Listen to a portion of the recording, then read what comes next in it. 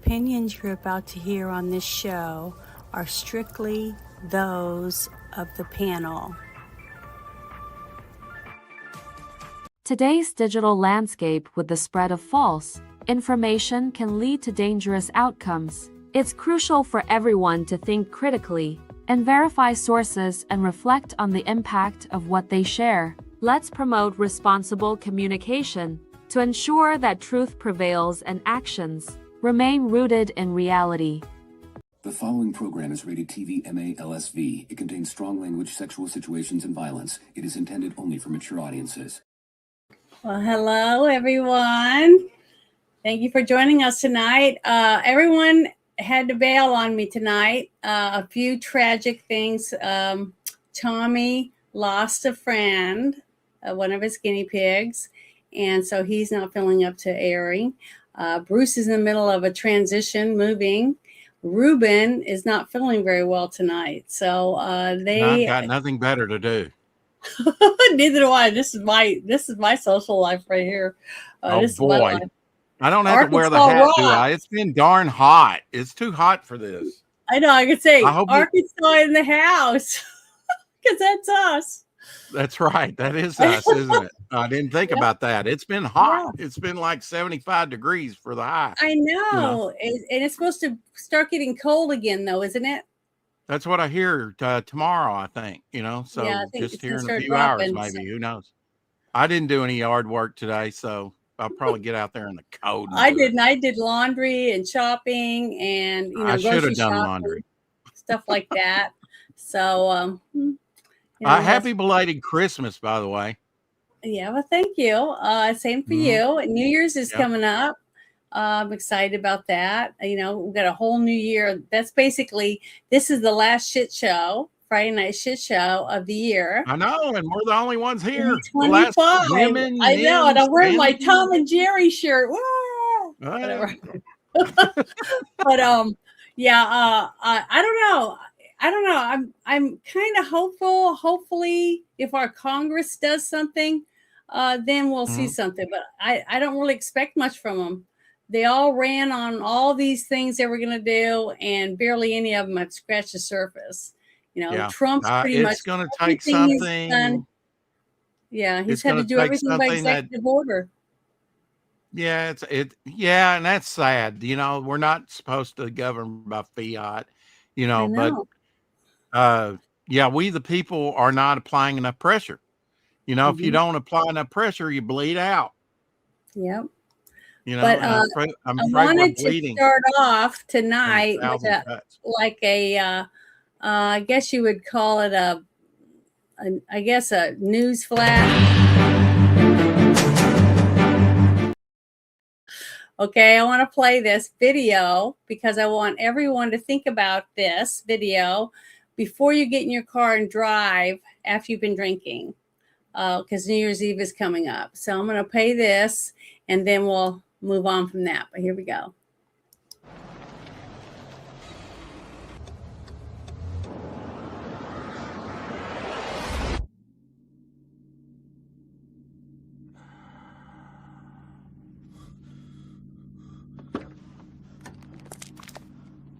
Mate, I'm so sorry. I thought there was time. He just pulled out. I don't have time to stop. Well, come on, mate. It was a simple mistake. I know if I was going a bit slower. Please. I've got my boy in the back.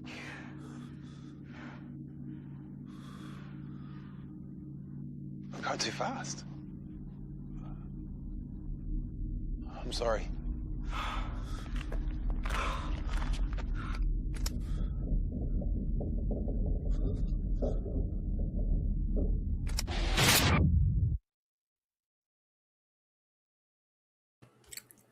Pretty bad, isn't it? Thinking about it, because none of us think about it when we're doing this and having good time. It's the aftermath, and usually the person doing all of this isn't the one that gets hurt. It's other people, because they tend. I've been in a truck with overhead lights on my job, spraying for mosquitoes, going 14 miles an hour in a turn lane and still get rear-ended because of the phone. Mm-hmm. Yeah.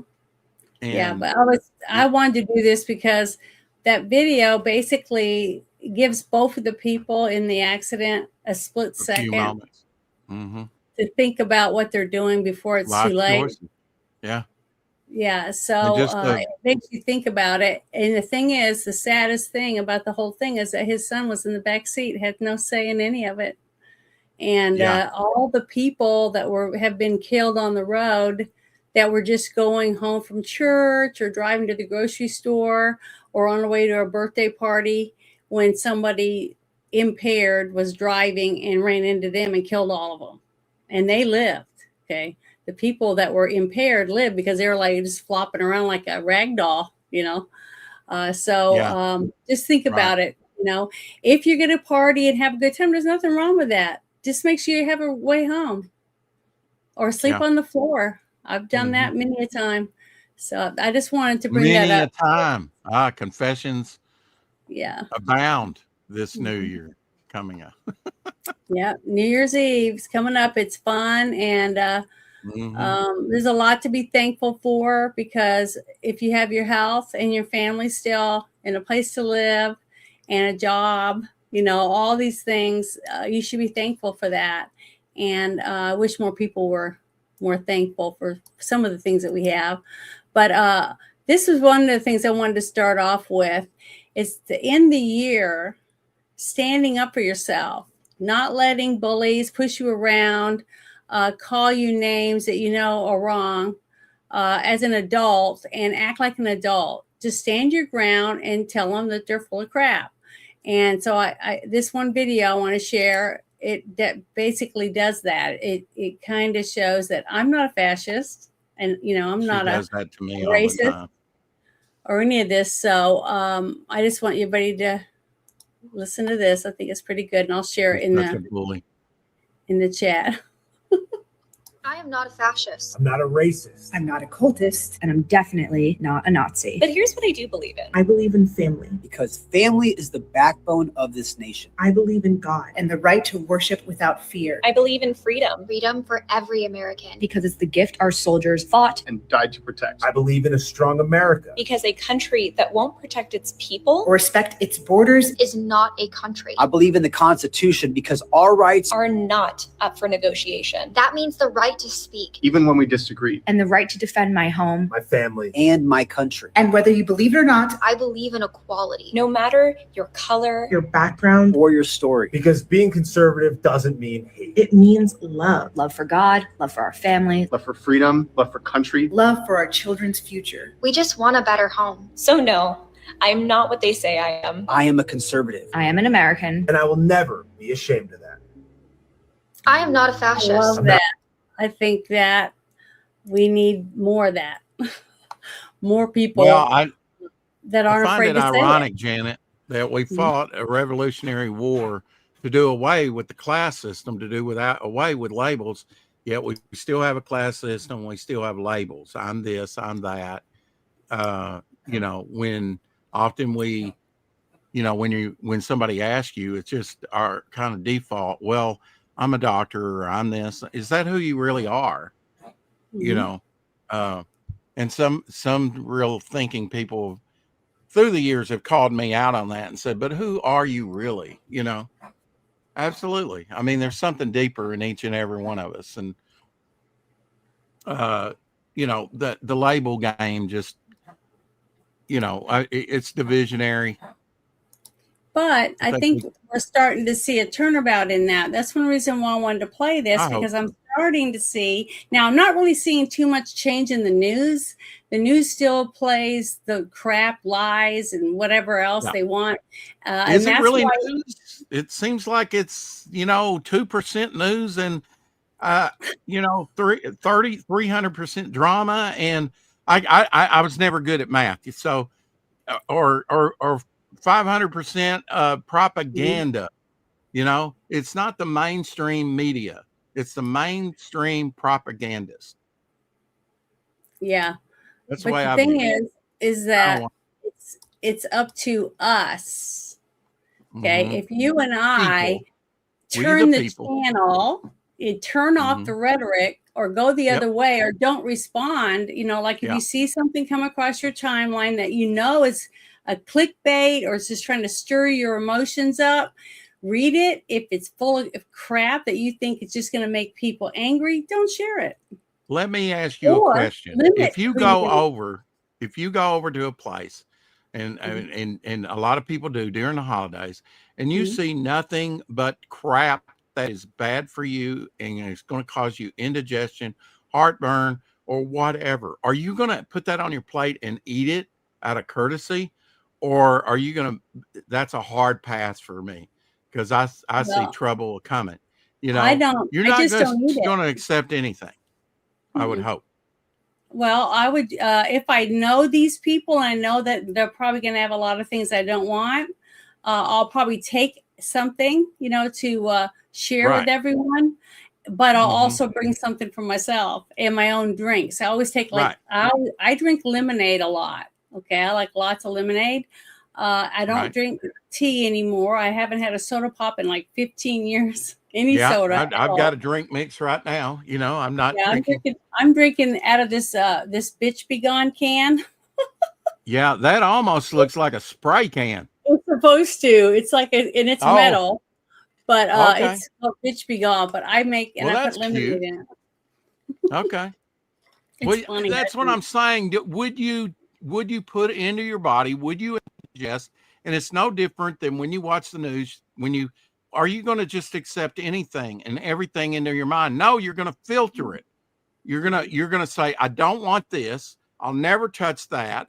Okay, I'll have some of that and a little of this, right? And that's the news you need to take in. You don't need to just go, give it all to me, because that's not healthy. Yeah. But you need to be a little bit more discriminating than that. A little more discreet about what we share and who we share it with. I have sister chat with all my 4 sisters, and there's many things that I don't put in there. One, because I don't think the information is not important, but a few of them got the shots and they know that it's causing them problems. So I don't put a bunch of stuff that says, see, I told you so, this blah, blah, blah, because that's just hurtful. You know what I mean? Yeah. That's being a bully. That's me. Okay. Or they could inadvertently just, be hurt by it, not even meaning to. First started saying I'm not going to get the shot, and people were bringing me test kits and masks, and I said right here on the box it says this mask will not protect you from viruses. I tried to do that, but the thing is that a lot of people online were saying that people like me didn't deserve medical care, because if I didn't want to be healthy, then I didn't deserve the doctors. You were made into the bad guy, if you didn't and they fall in line. Yeah. And now we know all that, 6 feet away is arbitrary. None the masks were they were hoarding masks for all the medical people. And you knew those factories weren't going to be producing those masks that actually could filter that out. You'd have to have one that they would be leaving it for the medical workers. It's called an N95 or something like that. A really high filtered mask that covers your eyes too. And you have to make sure you wash your hands constantly, because this is what was funny. I'd see people at the store and they had gloves on, right? But they're doing this on their phone. They're tapping on their phone and they're talking on it. So it's next to their face. It's like they just had no idea what they were doing. Janet, but what really woke me up is one of the things that I feared most. Never mind that I don't think he's a Christian. Never mind that he wasn't a unifier. He was a divider. Never mind any of the stuff he did, which was horrible. That he's a communist, at least socialist at, best. Obama brought and didn't have to do it, because we have isolated medical facilities on islands away from the mainland, and he brought Ebola over here. That scared the freak out of me, that it was And one of the nurses that was in full hazmat got it. Yeah. Fully covered, fully going through help me with the word. Decontamination. Yes, thank you. And Decontamination. all that, and she still got it. That's how contagious it is. And there's no cure, and you're dead within 2 or 3 days. And he brought it to the mainland. He should have been impeached over that alone, endangering the American people that he said an oath that. Yeah, remember that movie? What was it called? Contagion? Outbreak was one of them. Yeah, but there was another movie. I think it was called Contagion. And in the movie, right? They had that gear on, and the person poked a teeny tiny hole in their finger of their glove, and they got sick because of it. But they didn't know they were sick. But then when they got out, right, they spread it to other people. So the whole thing is there's procedures in place for a reason. And if you don't, well, I'm just saying that in this instance, all procedures were adhered to, and she still got it, and I assume died because there's no cure for Ebola. Well, there were he brought it to the mainland, and to this day, rare. I do not know how we didn't have a massive outbreak like in Africa. It's a miracle. Okay, see, I still believe in miracles. I believe that. Oh, I do too. God has pity on the stupid. You and I are both walking miracles, you know. So there's been several times, hair-raising times, that I should have been fried, blown up, destroyed, whatever, a million times over, you know. But all of us, I think all of us have done something in our life since we were children that it was a miracle that we made it. I can give you a few examples. I ran under at 7 or 8 years old. Now I was a Christian by then, thank God. But so I wasn't afraid of death. But I went underneath a stationary combine with the header about halfway up under a mini bike. Went right underneath it. You know, had a helmet on, fortunately, or it took a good portion of my head off or broke my neck. But got it without a scratch. In 1990, I turned over in a gas truck with 2,000 gallons worth of gas. Boom, you know, avoided that. Had to get up on the steering wheel just to get out of the truck, you know. But that's basically what I try to tell people. Today might be your last day. So what is your day going to have in it? What are you thinking about doing today? You know, absolutely. Try to do as many good things as you can, not just for yourself, because you should be happy, because if you're not happy, you bring other people down. So it's important for you to have happiness. Physician, heal thyself. If you, I tell it like this, that if people are on a plane, right, and they say, and the stewardess comes out and says, in the event of an emergency of decompression, a mask will fall down. And so you got little Susie and grandma next to you, and you say, I'm going to help grandma or little Susie first, and you pass out, then all three of you could wind up dying. First, help yourself, put the mask on, then you can help others. If you're in a poor state, how you're going to be limited on how much you can help others. You first have to be in a good place. And that's not being selfish, that's just being wise with the resources that God's given you. Yeah, well, you're right about all that. We need to help each other, but to me, it's on all of us, the Americans, taxpayers, the American citizens. It all is going to fall on our backs.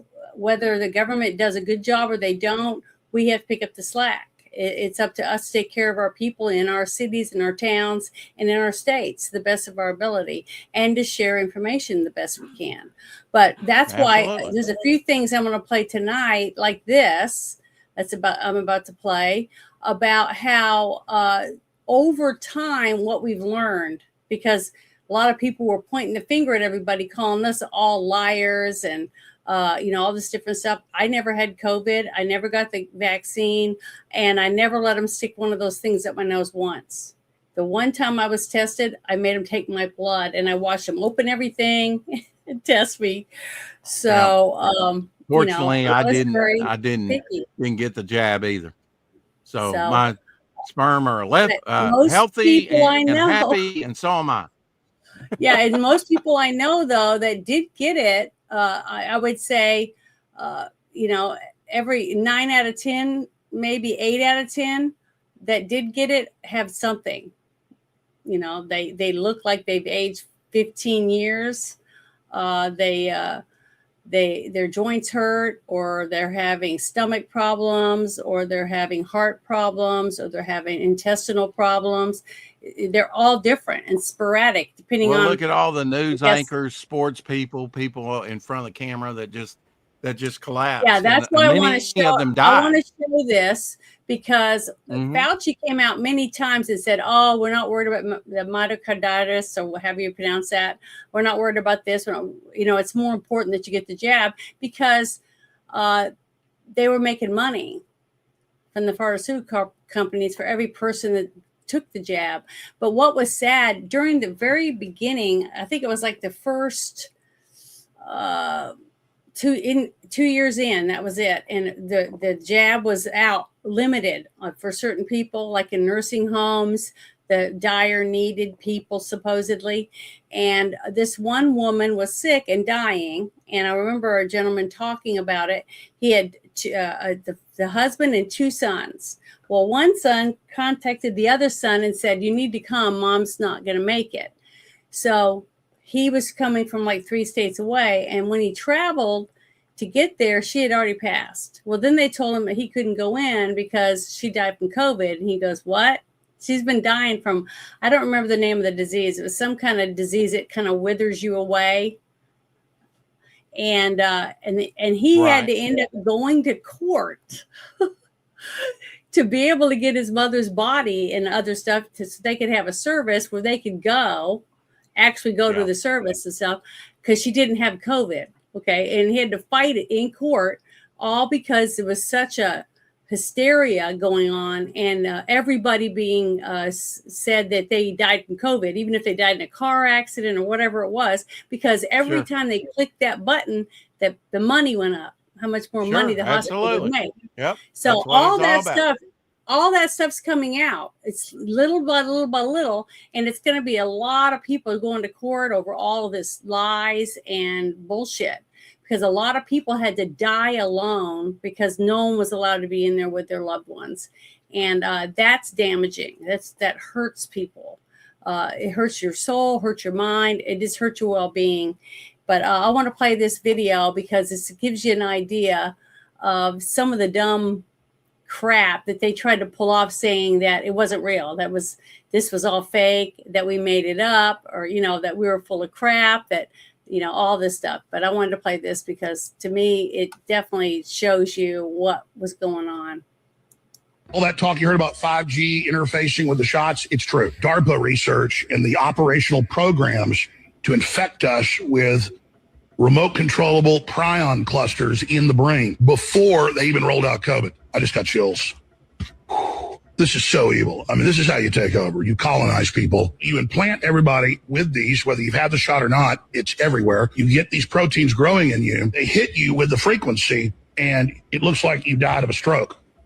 Man, this is bad. All over your brain, hit you with it. Bzzz, crystals grow in the next few days, cut through arteries, cut through veins, cut through capillaries, stroke out. Or he says we can just hit them with a light dose and just fog everybody out and make them sick where they can't think straight. All that talk you heard about 5G.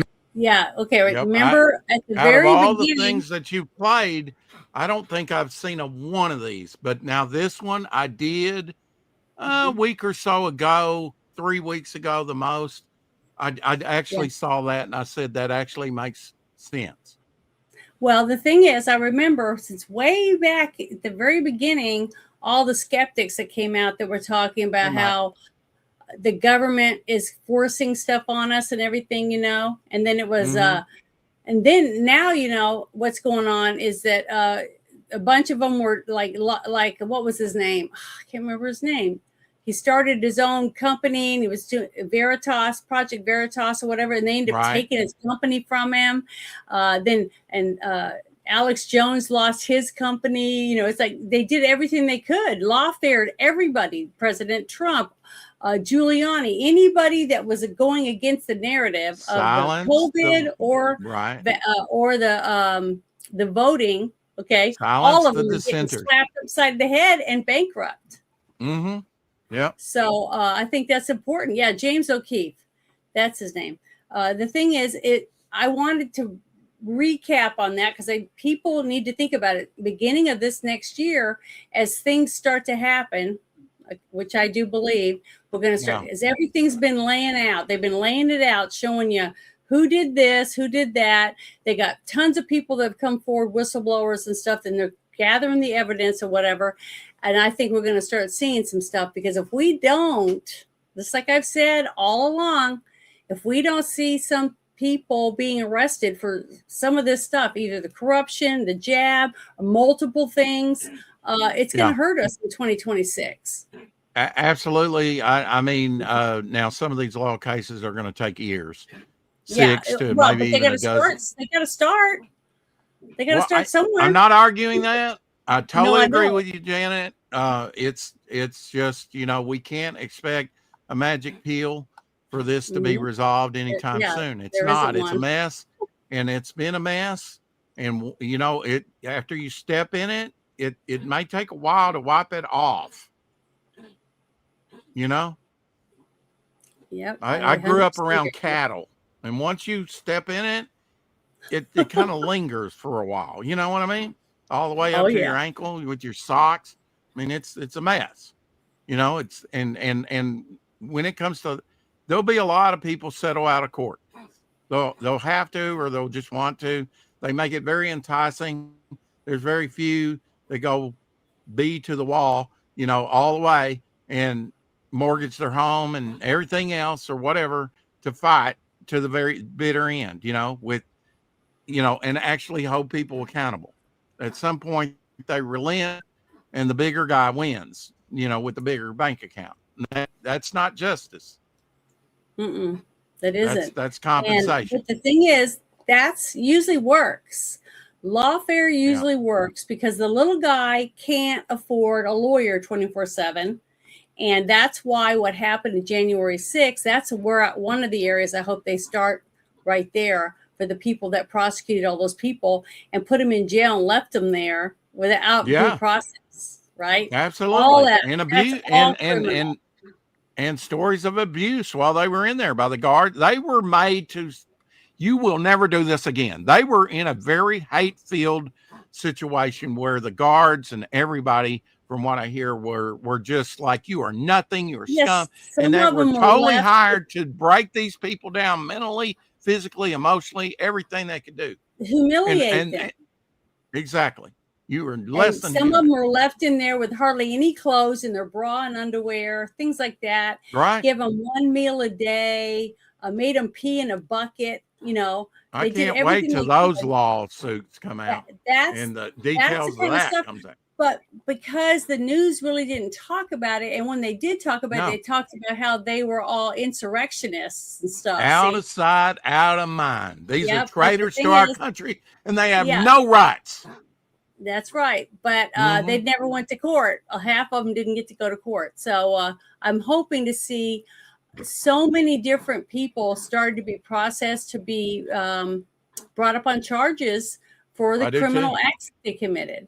So that we all need to pray for that. And we all need to, share information and try to get people to understand what these people did. A lot of people, you tell them about it and they're like, I never heard about that, because they watch one channel on TV and that's the only place they get their news. And it's really scary.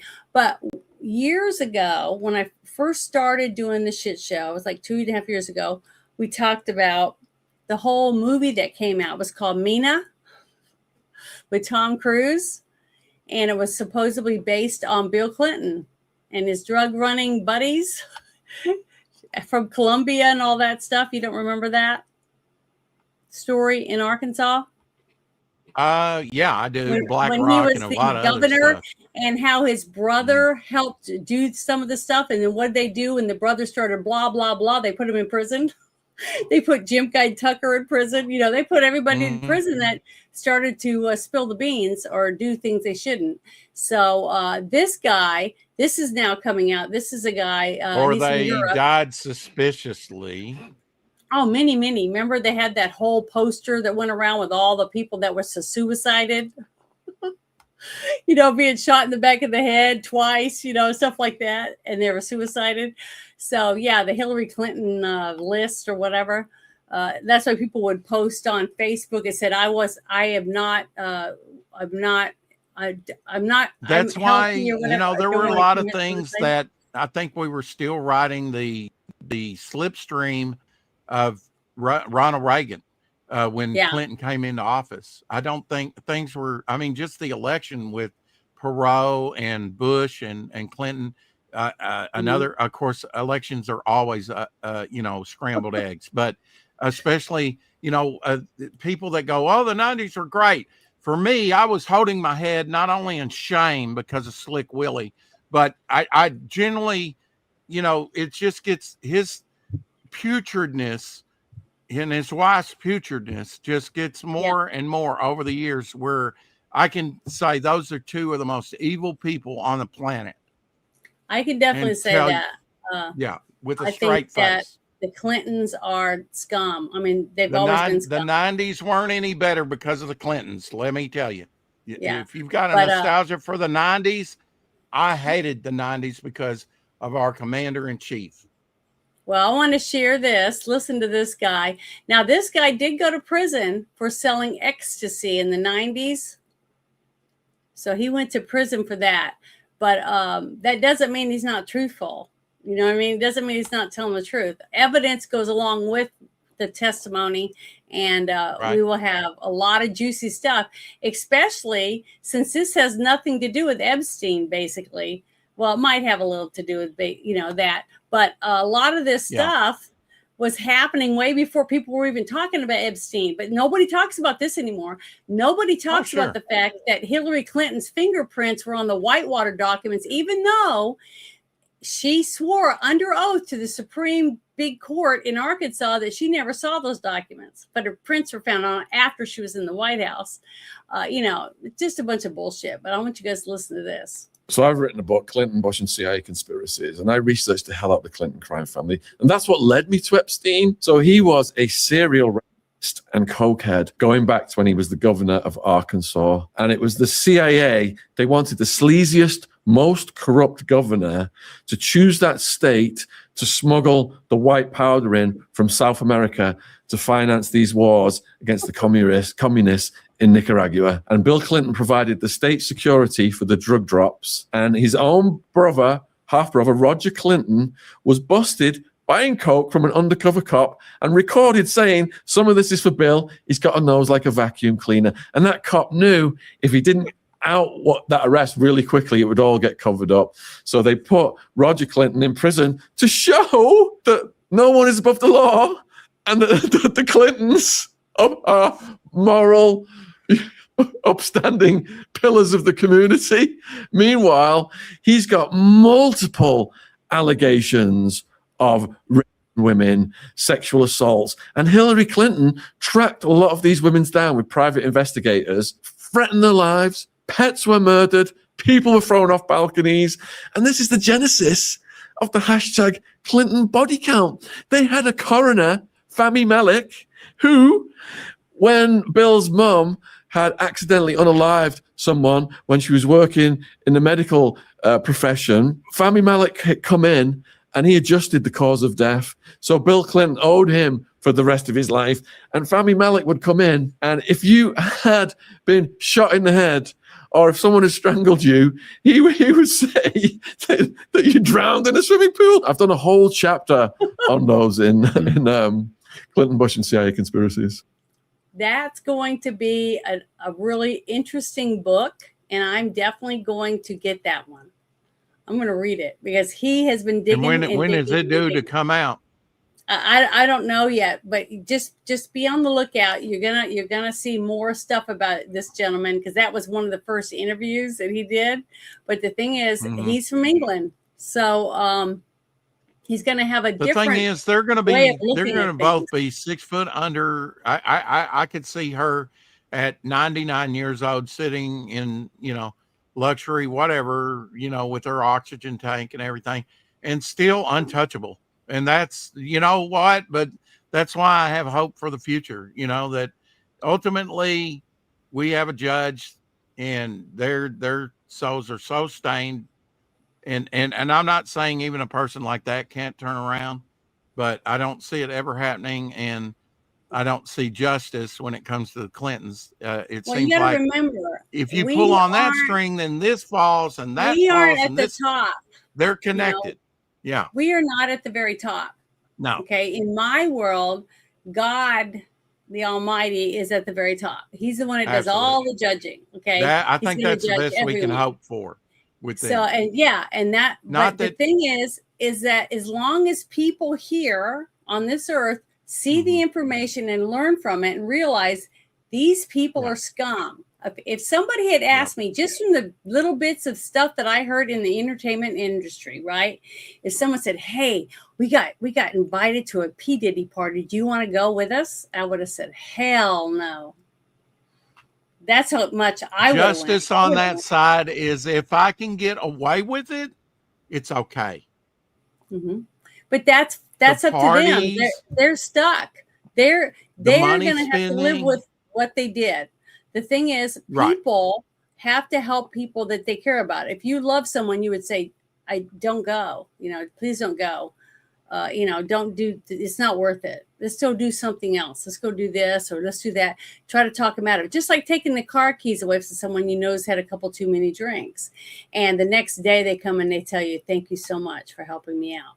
So, all we can do is try. All we can do is put the information out there, and hopefully, somebody, even if you got a group of 10 people and only 2 people listen to you and walk away, that's 2 people that now know the truth and are not involved in that group anymore. It's, you can only hand the information. You cannot force somebody against their will to believe something they don't want to believe.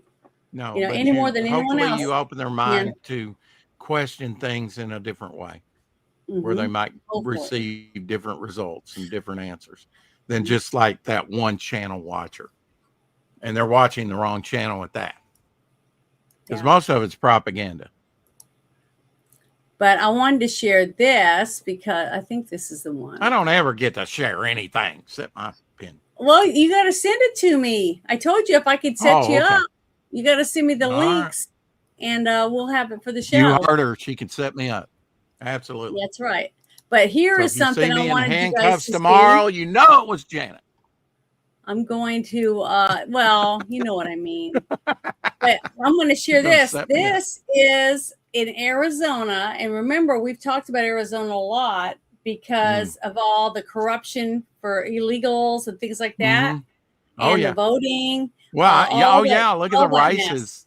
Yeah, the races recounts and everything. Yeah. And late, but this is not a getting in stash there. house that held illegal immigrants in it. 3 people connected to a local sushi chain have been arrested. So I'm going to turn this up. But they're getting more and more of these groups. This is why I think in every single sanctuary state and city, we're going to find tons of these things where higher ups in the government from that state or group were getting paid off to keep people as slaves, basically, to do the job. Sanctuary states, when you say that, I hear treason against the federal government. Well, I do too. But we know we're doing wrong. We know we're breaking, but this is just, this is our opinion, higher cause, and we're no, you're breaking the law ultimately. But if you think about it, if what would happen in our state if our governor said, well, we're going to bring in these people and we're going to do this and we're going to do that and blah blah blah, and started doing stuff like that right there in our state, there'd be a huge uprising, and we would get her impeached. We'd get rid of her because And Yeah. plus, we have a balanced budget amendment in Arkansas, so they can't just go, "Woo, let's go spend as much money as we want," like you saw in a few of these other states, these Democrat states. They'll Yeah. never have a balanced budget because they don't want it. But the people in those states should start fighting for their state. If they go get your constitution of your state, read it, and start fighting for what's in your constitution from the beginning of your state, and start fighting for it. Because you are a citizen of that state, you have the right to try to get back the law and order that your forefathers set up for your state in the first place. And people are just sitting back and paying taxes and letting them just rape them, basically, you know. And I think it's sad. You know, what we really need to do is the educational system, and we go by sort of California is considered because of the population, but Texas. So goes Texas, so goes the rest of most of the states when it comes to the books. Now, these things are on rotating, sometimes 8 years, sometimes a decade before you come around and talk about history, mathematics, redoing the books, updating them and everything. So you have to be diligently for years to get in on these councils or whatever for education. It's not impossible. I've seen it done through wall builders when it comes to history, to teach and to get into books, the proper, the Magna Carta, the Constitution and the Declaration and because California had books that only mentioned Lincoln once, didn't even have some of the founding big presidents, first presidents even mentioned. Yeah. How are kids going to learn it if it's not in there? Well, see, it all starts on a local basis. It's easier to control the people when they're not informed. Mm-hmm. You know, so well, Ben Franklin said they want you to be dumb. So Ben Franklin said, if you what they want, and you'll do it.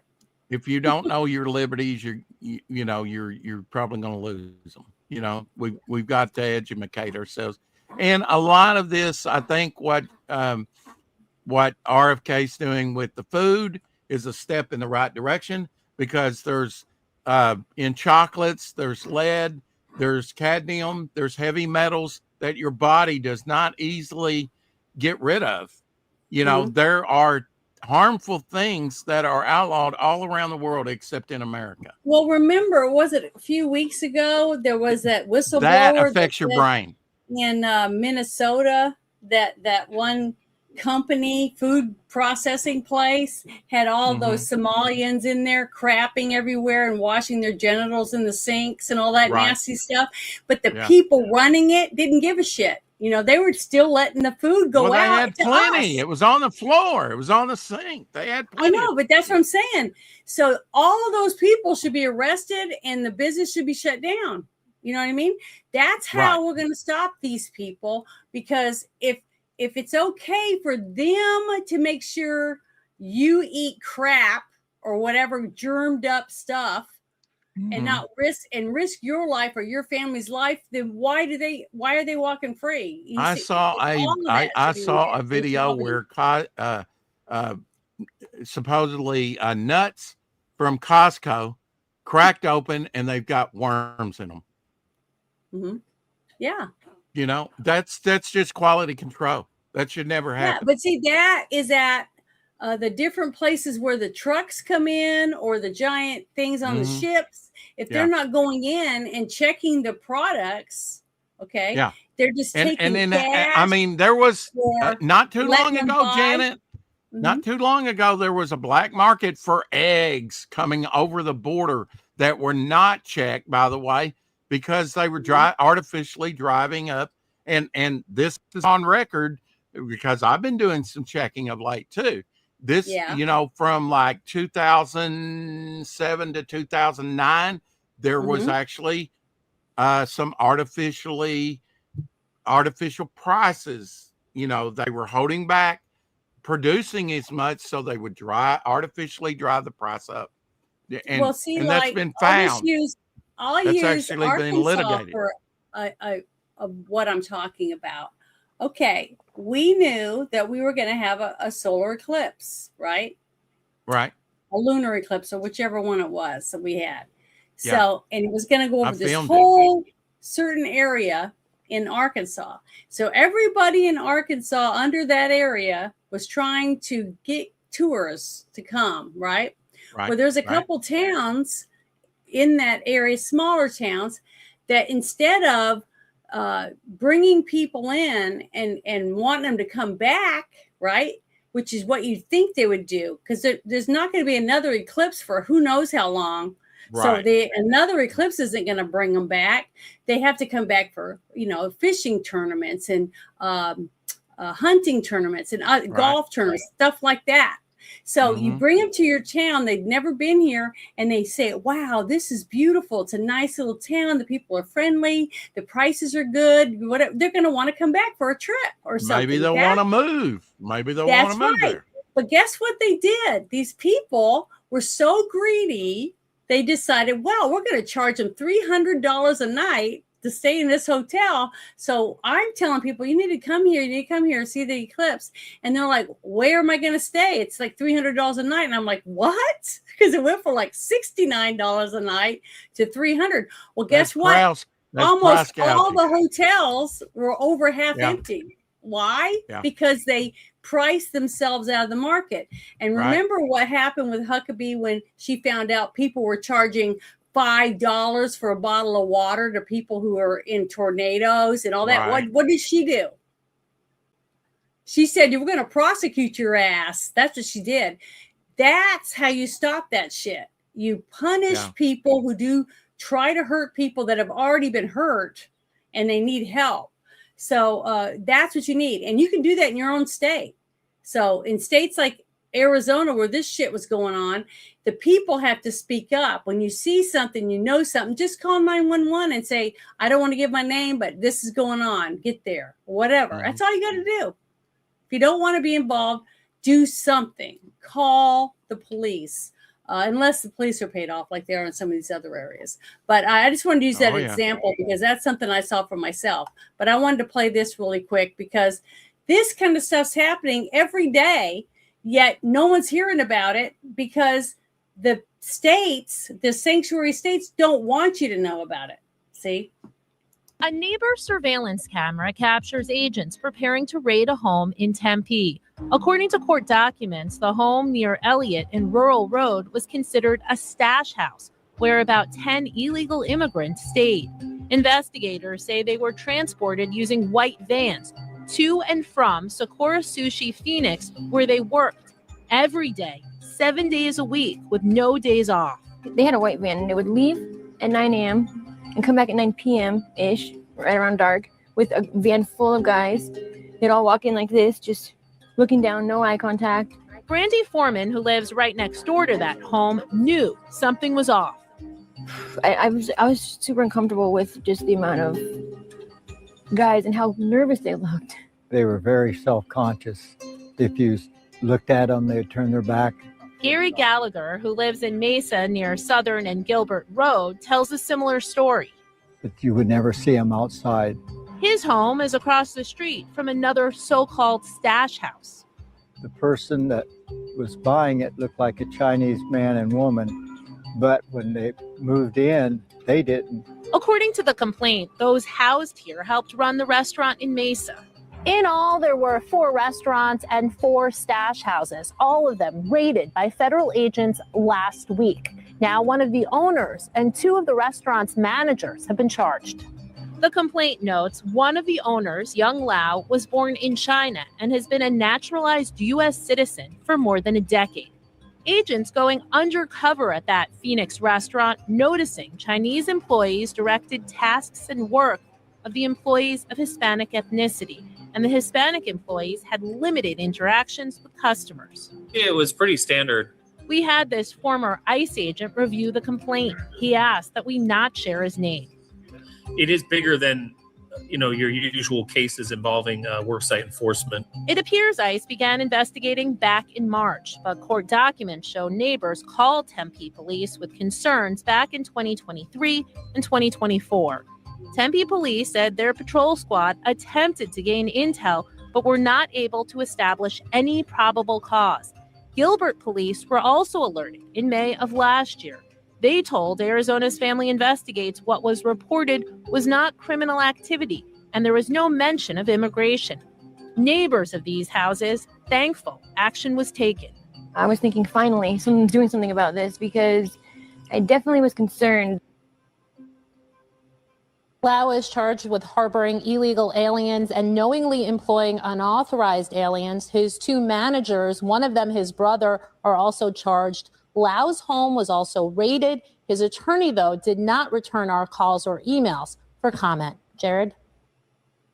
Well, I'm seeing that happening everywhere, even in our state. Okay. I have seen 4 or 5 little places that were like massage therapy places and things like that raided, and they take 5 or 6 women, either, maybe from 20 up to 60, 70 years old, and take them out because they were basically human traffickers running the place and forcing women to do whatever they needed them to do, I guess, in these places. And that's even in Arkansas. And guess what? I didn't see a single person running out and getting in front of the vehicles or trying to stop the ICE agents from coming and doing their jobs. Not one. Have you seen any ICE people being stopped from working where you're at? No.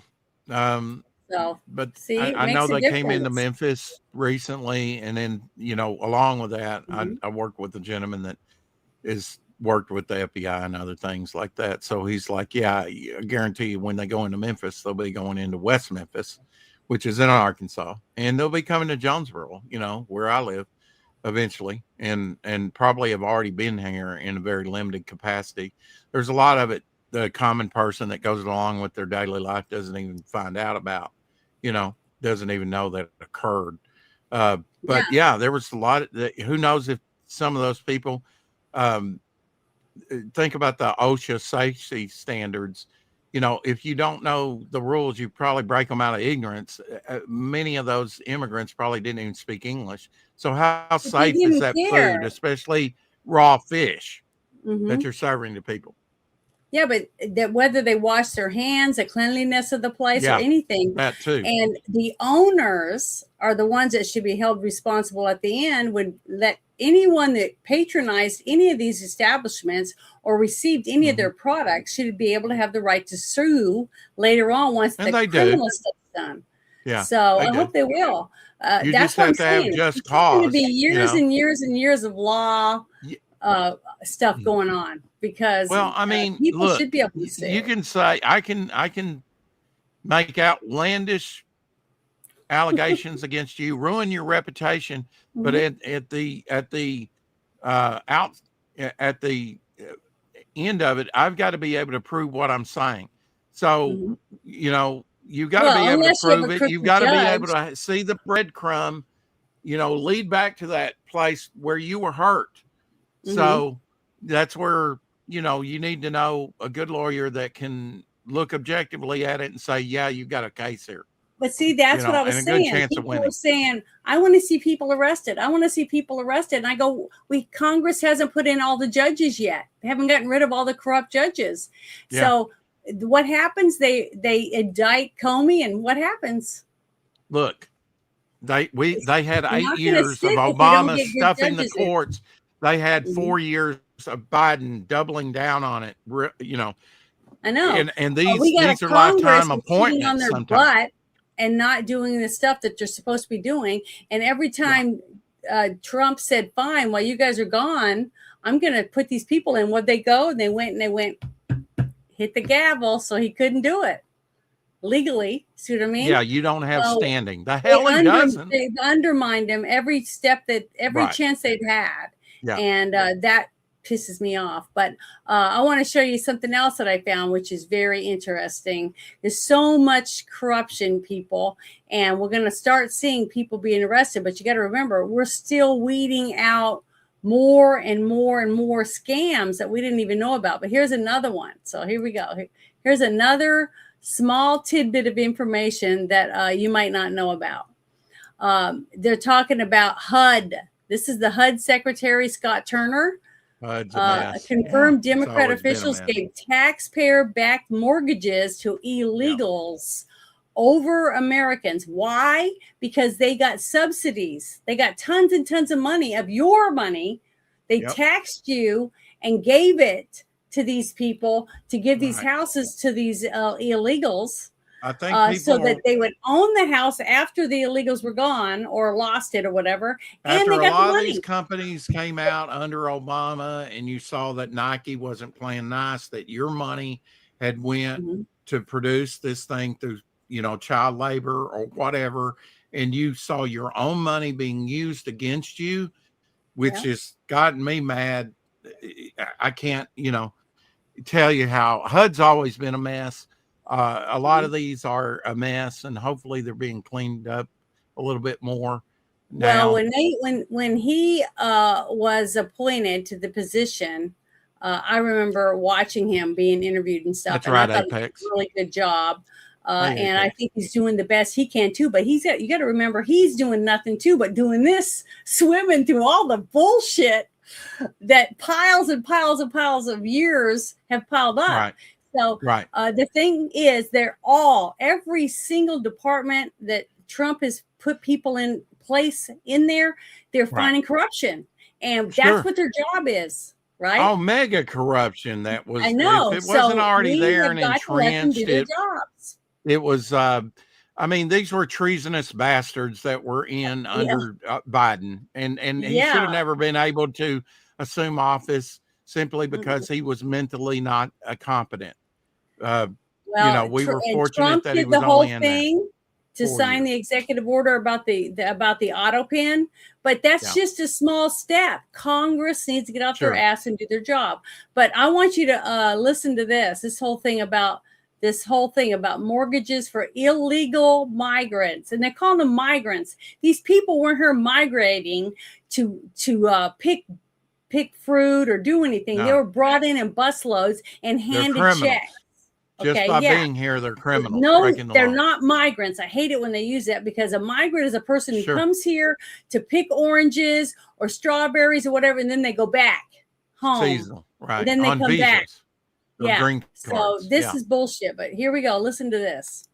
During the Biden administration, there were over 12 million illegal aliens that came over the border, straining our housing supply and making the costs go up. And so we work with Secretary Noem at DHS, as you alluded to make sure that only American citizens are living in HUD-funded housing. We also took away FHA-backed mortgages from illegal aliens during the Biden administration. They turned a blind eye.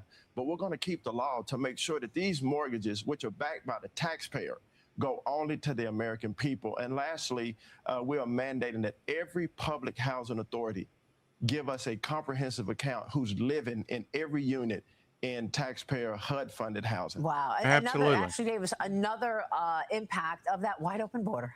Absolutely. See, I think that's awesome. But see, that's just a teeny tiny amount of crime, but it's happening in every single state. See, that's what people don't realize. The amount is so much. It's just enormous. And he's trying to deal with it. And that's just one little thing under HUD. He's not showing all the other corruption that they're finding in all the other areas in HUD. See, and people just want this when you can't get that. It's this. It's digging and moving and separating. You're going through and finding out who's crooked, who's not. It's just a lot of work.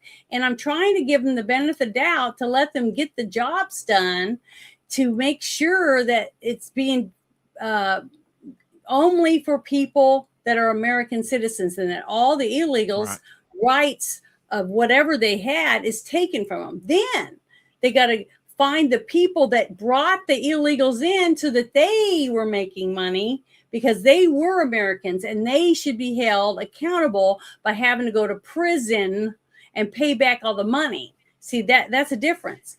The illegals, we get rid of them, okay, once we find them all, and then we use the evidence that's gathered, like what they're doing right here with HUD, and prosecute the people who made the plan up to make millions of dollars off of our tax dollars. that's the problem. People don't seem to understand. That takes time. And if you just go swipe, whatever, you're not going to win in court. You As gotta long have. as they're working on it, everything as a process, That's that. right. First, you Mhm. go into the doctor, they diagnose you. Same thing with a plumber. I mean, if your pipes are all corroded up after years and years, and we've had decades, frankly, Yes. 1957, the Communist Manifesto came out, and every point on that 57 scale has at some point, and some have even exceeded what they wanted to do in 57, has been met. So, and we've had communists within, not just like in FDR day, he had open Russian spies in the White House, but Mhm. we've had communist sympathizers as president. This is crazy. It's insane. It needs to stop. It'll be the end of our nation if we don't do something soon. But first you have to diagnose it. Do I replace the whole system, or is it worth saving?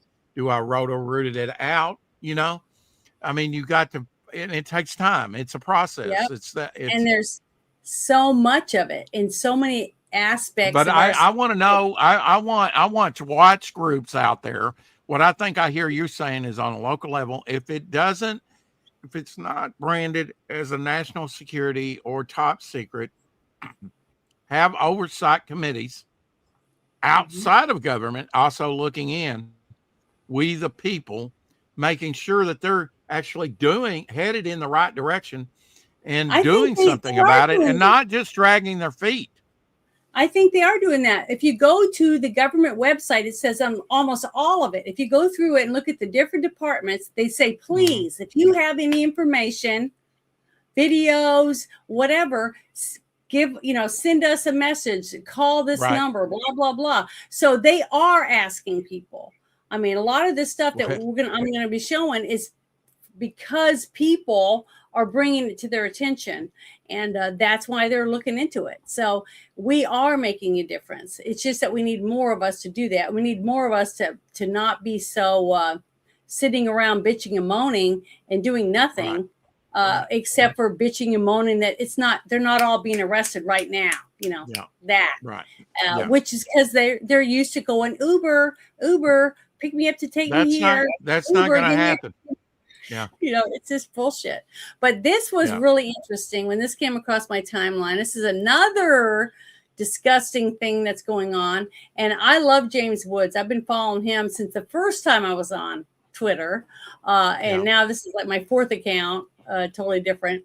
But this guy, he says, amazing how defending a child from castration can be reinvented as depriving a child of health care. By these notorious groomers, as always, however, the verbal gymnastics, it's just disgusting, inevitably lead to the children. And that's what's sad, is the fact that they have been chopping up kids, basically performing surgeries on young girls and removing their breasts and cutting off the testicles of little boys, right? So and also as the girls get a little older, they're fixing it to where they're taking out their uterus, and they're making it so this whole group of kids between the ages of 12 to 20 can't have kids. They can't reproduce. So we're going to have a huge bottleneck.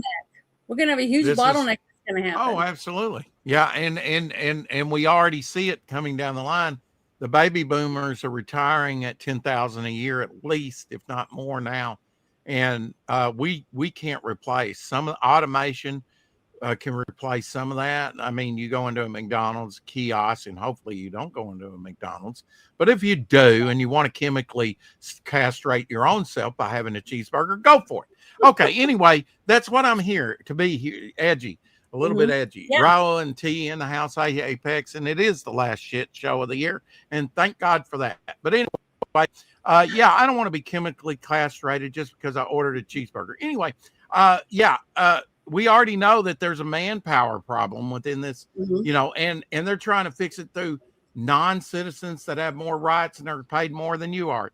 No, that's not a solution. Get them out of here, deport them, and maybe put a sanction on them that you can't come back for 5 years, even attempt to. Save us some paperwork down the line. What's working, why it's working, is because we now have a secure border. We have cameras, we have drones, we have soldiers, we have better fencing, we have all that stuff. And as we deport them, we're making sure they don't come back over the fence. So that's the reason it's working. The Bidens would say, oh, they're doing this, they're doing that. But that people, we would watch it every night on the news. It just droves and droves of people just, and then we'd see a giant bulldozer pull up on our side and lift the fence up, and they're just coming in. Janet, I've seen this all my life, and so have you.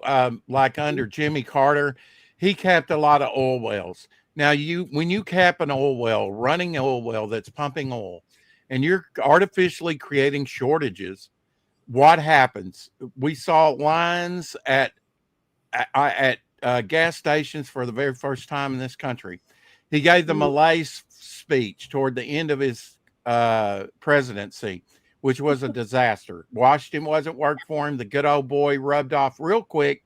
I knew he wasn't going to help the farmers. F him. My sister loves him. She's an Arkansan too, unfortunately. Yeah. But not everybody's going to get it. That's fine. I'm glad I always did.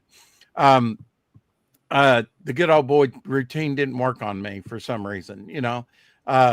And when you cap a well, it takes 10 years for you to get that well uncapped and up and running again. You cannot just stop production. We saw that during COVID. We stopped the American engine, and you cannot automatically restart it once it's totally dead, cold stop. Don't ever do that again, America. You know, and they continue to do that. Create artificial shortages, driving prices up. And some of these have decade repercussions, just like the capping of oil wells that are, you know, spent a lot of money to, you know, and just with an executive order, you know, I'm just going to cut you off at the knees, America. People talking about how their chickens didn't lay eggs for 3 months. You know, what were you feeding your chickens? Right. And I'm like, mine free range, and mine always laid. Mine are still laying right now. I get almost an egg every day from each one of my hens. Because I give them all my leftovers. People bring me bread, whatever, and I just tear it all up, and they love it. I just call them, and they come and eat. So and then I heard that it was Dick Durbin and some other guy were trying to push a thing where you had to you were going to be taxed if you collected rainwater to water your gardens and shit. So they would tax everything. My own neighbor put in a system where she could collect like 150 to 200 gallons worth of water if she wanted. Absolutely. And she's got bars on her windows and stuff. And it was made by who? God. Okay. So how can they say that they're going to tax you for that? It's bullshit. The government should be smaller, not bigger, and involved in every damn thing. So but we had to push for that. That's the thing. We had to push today. So 6 years down the road, we get the books in the classrooms that we want with the agenda that we want. And, you know, that actually talks history and not social commentary. You understand that what we do today isn't going to happen today or tomorrow. It's going to happen down the road. And the next. And so many people are like, right now. Why isn't it happening right now? And it drives me insane. Because you're not at McDonald's. Get over it. Go eat some microplastic. You're doing it every day. That's right. 100% right. But here is something else that I thought was interesting. It's from Julian Assange. A lot of people haven't heard a lot from him, but isn't it Megan Kelly? Yeah, Megan Kelly interviewed him. So I wanted to play some of her interview with him. I thought you guys would think this was interesting. Yeah, see, more and more is coming out, and it's all adding up because all of these are all different topics, all different subjects, where we're trying to get the truth to come out. There were lives saved because of this, and he's called a traitor. You know, I don't know, pretend to know the whole story on it, but thank God that some of this stuff was exposed, because this was the crack that actually made a difference in the ship and how it's either going to be repaired or sink. You know, this I'm was a hoping wake up that call for many Americans. I hope that it has woken up a lot of Americans. I really do believe, and Mhm. new people who have come here that love this country, that want to say pledge allegiance to our flag, and that's the people that we want, and that's the people that President Trump wants. They want a People shot who at the want American dream. to Yeah. be American citizens. But here we go, real people, not illegals. Australian, you know, you're clearly not rooting for Hillary, but are you rooting for Trump? No, I mean, Hear this. if we have good information on Trump, we publish that. If we have good information on Hillary, the Democrats, we publish that. It is a bit concerning, the allegations that by the Clinton campaign that everyone is a Russian agent are really disturbing. Why is that? Well, because bizarrely, Hillary Clinton, the Democrat, has positioned herself now to be the security candidate. She's powered up with the neocons responsible for the Iraq War. And she's grabbed on to this kind of neo-McCarthyist hysteria about Russia and is using that to demonize the Trump campaign. The Trump campaign has all sorts of things wrong with it. But as far as we can see, being Russian agents is not one of them. You know, some people have asked us, when will you release information on Donald Trump? And of course, we are very interested in all countries to reveal the truth about different candidates so people can understand. But it's really hard for us to release anything worse than what comes out of Donald Trump's mouth every second day. I mean, it's part of his charismatic appeal that he speaks off the cuff.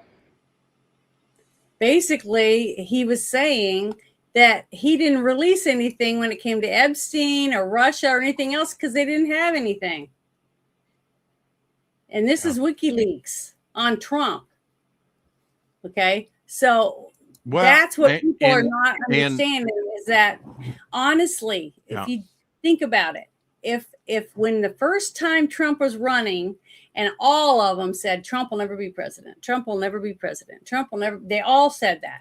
Then the second time when they had to cheat out the wazoo, don't you think it would have been a lot easier to bring out all the evidence against Trump for all the things that he did than to try to cheat in swing states? You see what I'm saying? And whatever list they've got's been scrubbed clean for years. But I'm saying if they had something, they would have used it instead of trying to shoot him, instead of cheating, instead of all the other stuff that they've had to do because and they talked knew about the Russian collusion, and there was no Russian collusion. Yeah, they've done been everything found they false. It never happened. We knew it at the time, just couldn't prove it. Now that we can, everybody's going, meh, who cares? Let's move on. No, that's how they get by with it. Yep, that's exactly. But I wanted to share that because that is another piece of evidence to try to show that WikiLeaks leaked a bunch of stuff with Hillary Clinton because they had the evidence. Then remember when the young man that was from the Democratic Party that was found dead, he was shot. They said he was robbed or whatever. And the thing is, he worked for the Democrats, but he was trying to, he leaked information to show that Hillary Clinton cheated to get rid of Bernie Sanders so she could get him out of the way because she was the one that wanted to run. So they got rid of someone in their own party that was trying to do the right thing because Hillary Clinton was cheating. So it's pathetic that you hate Trump so much. You'd rather see everyone in your country suffer under a criminal than to at least half of you be prosperous. You see what I mean? It doesn't make any sense. How could somebody hate someone so much they want to see millions of people suffer because of it? Evil is evil, and it doesn't take a death toll. What we got to realize is that some people Hitler wasn't saying was it's 5 million or 6 million this year. It doesn't take toll. It says we're right. Damn the torpedoes, fools. Who cares? And we will eat our own. You know, just like you were And talking they about are that right suicide, now. they're not afraid. If you're an obstacle, I don't care if you got a D or an R by your name, we will get rid of you Mm-hmm. and They go don't care. forward. We will pave Unless it's them. a road over your dead bones to get to where we want to, because the party is all there is. The party is bigger than any individual. Individual rights go away with this hive mentality. Mm-hmm. Well, this is what's funny too. This kind of stuff is starting to come out here and there and there and there, because the Democrats, once Trump came out and a few others in his administration saying stuff about the Epstein files. We're going to do this. And the whole time I've been saying, if you want the evidence, all you got to do is go to the judge over the Ghislaine Maxwell case and have him release all the documents, take out the girls' names or whatever, and release everything else, because it's been used in court to put her in prison. So that's proof. That's evidence that they were trafficked, right? That's what you need. But nobody's bothered to do that. I wonder why. I agree with Tree Rock Creations. If no one enforces the law, there's no law. And that's what they're counting on. Same thing about silence. The Constitution. If nobody enforces you know, I didn't tell a lie, I just omitted the truth. I didn't say anything. You know, even though I had knowledge of it, which is, you know, breaking the law right there. You know, I knew when I went into the prison system that if I saw an altercation between prisoners and a officer, if I just stood around and did nothing, I could wind up in prison myself, because you cannot just say, I'm out, I opt out. I've got to take some kind of action, either yell, try and help the officer, or ask him if he needs help. You know, you cannot just say, well, I did nothing, because sometimes to do nothing is to create, you know, to add to the problem. And often breaks the law. 100%. And that's why what I'm always talking about, if you stand around and you look the other way because you don't want to act like you know anything about what's going right there, right? Yeah. So you look that way to pretend like, oh, I didn't see that over there. Those people are the ones that hurt us more than anything. The ones who choose not to help. And that's the sad truth. But this was interesting because the Democrats have been pushing and pushing. Release the files. Well, guess what? They've been releasing them. But what's happening is a lot of these groups of people that get clickbait, you know what I'm saying, are putting pictures out, things like that, and putting squares or whatever over the faces of the people. Let's say that Clinton is sitting with two people. They don't block the faces out. But then Trump is standing with a bunch of people and they'll block the faces out to try to make you think they're underage girls. Okay. But if you take the blocks off their faces and you see they're adults, the narrative changes, right? So there's more and more evidence coming out. And I really do think that Trump's going to sue over a bunch of that because they're trying to make it look like there's something there when there isn't. When you've already had interviews with victims that said, Trump never did anything. I never saw Trump at the island. I never saw Trump doing this, that, or the other. Just inferring it. And that's all they're doing. Yeah. Just like they've done all along. But I want you guys to listen to this gentleman, what he's talking about with these Trump files being released and TikTokers becoming investigators. Just like I said, when you put it out to the public and you let us start digging around, a lot of us are going to find something. The big catchphrase of today, Janet, is I'm an influencer. I'm an online influencer. Yeah, right. I guess that's a big one. But this guy is going to explain it to you in less than 2 minutes. It's really interesting. Listen to this. In campers, have you seen the news that's all over Twitter and the rest of the internet? And that is that someone on TikTok showed a video of how you can copy and paste the redacted parts of the PDFs released on the Epstein files by the DOJ and then just paste them into a Word file to read them. So And there's a lot of videos that I've just watched of people saying, "Oh, the DOJ, Pam Bondi are so stupid." Do you realize what they've just done? They've turned the whole world into anons.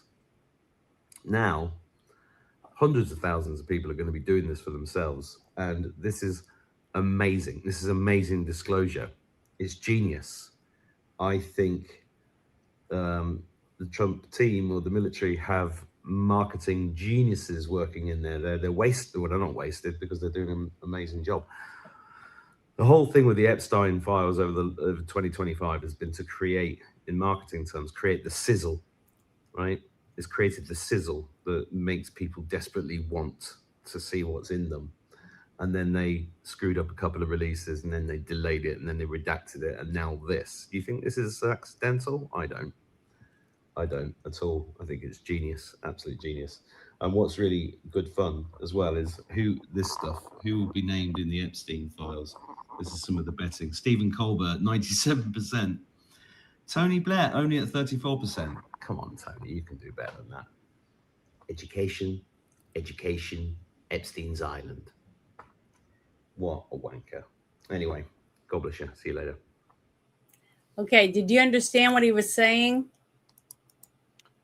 Not really. Maybe you can clarify it for me. Okay. He thinks I just shared the link in there so you guys can look at it yourself. He thinks that it's funny how everybody's saying that Pam Bondi's an idiot and all this kind of stuff, because here she's putting these documents out that are redacted, right? But all you have to do is copy the black areas of these documents and paste them into another Word file. And guess what? There's no black marks anymore. So you can read all of it. You can read everything. Now, why would she do that? She's not that stupid. But if you think she's stupid and it makes you dig in more and get more stuff out to put out for other people to see, man, that sure sounds smart to me. It sounds like you get people pissed off. They start to dig around and look into stuff for themselves. You see what I'm saying? I think it's great. I agree with them. I think that a lot of this stuff is to just get people to dig it themselves and figure it out, because then it can't be blamed on Trump because they didn't release it. See what I'm saying? I think it's great.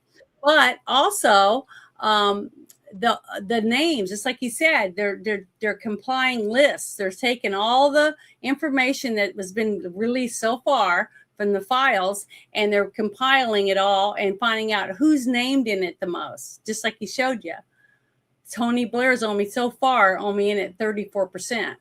You see what I mean? 34. That's huge. Stephen Colbert, whatever his name is, that guy, that actor or whatever, TV guy, he's in there like 97% of the documents have his name somewhere in there.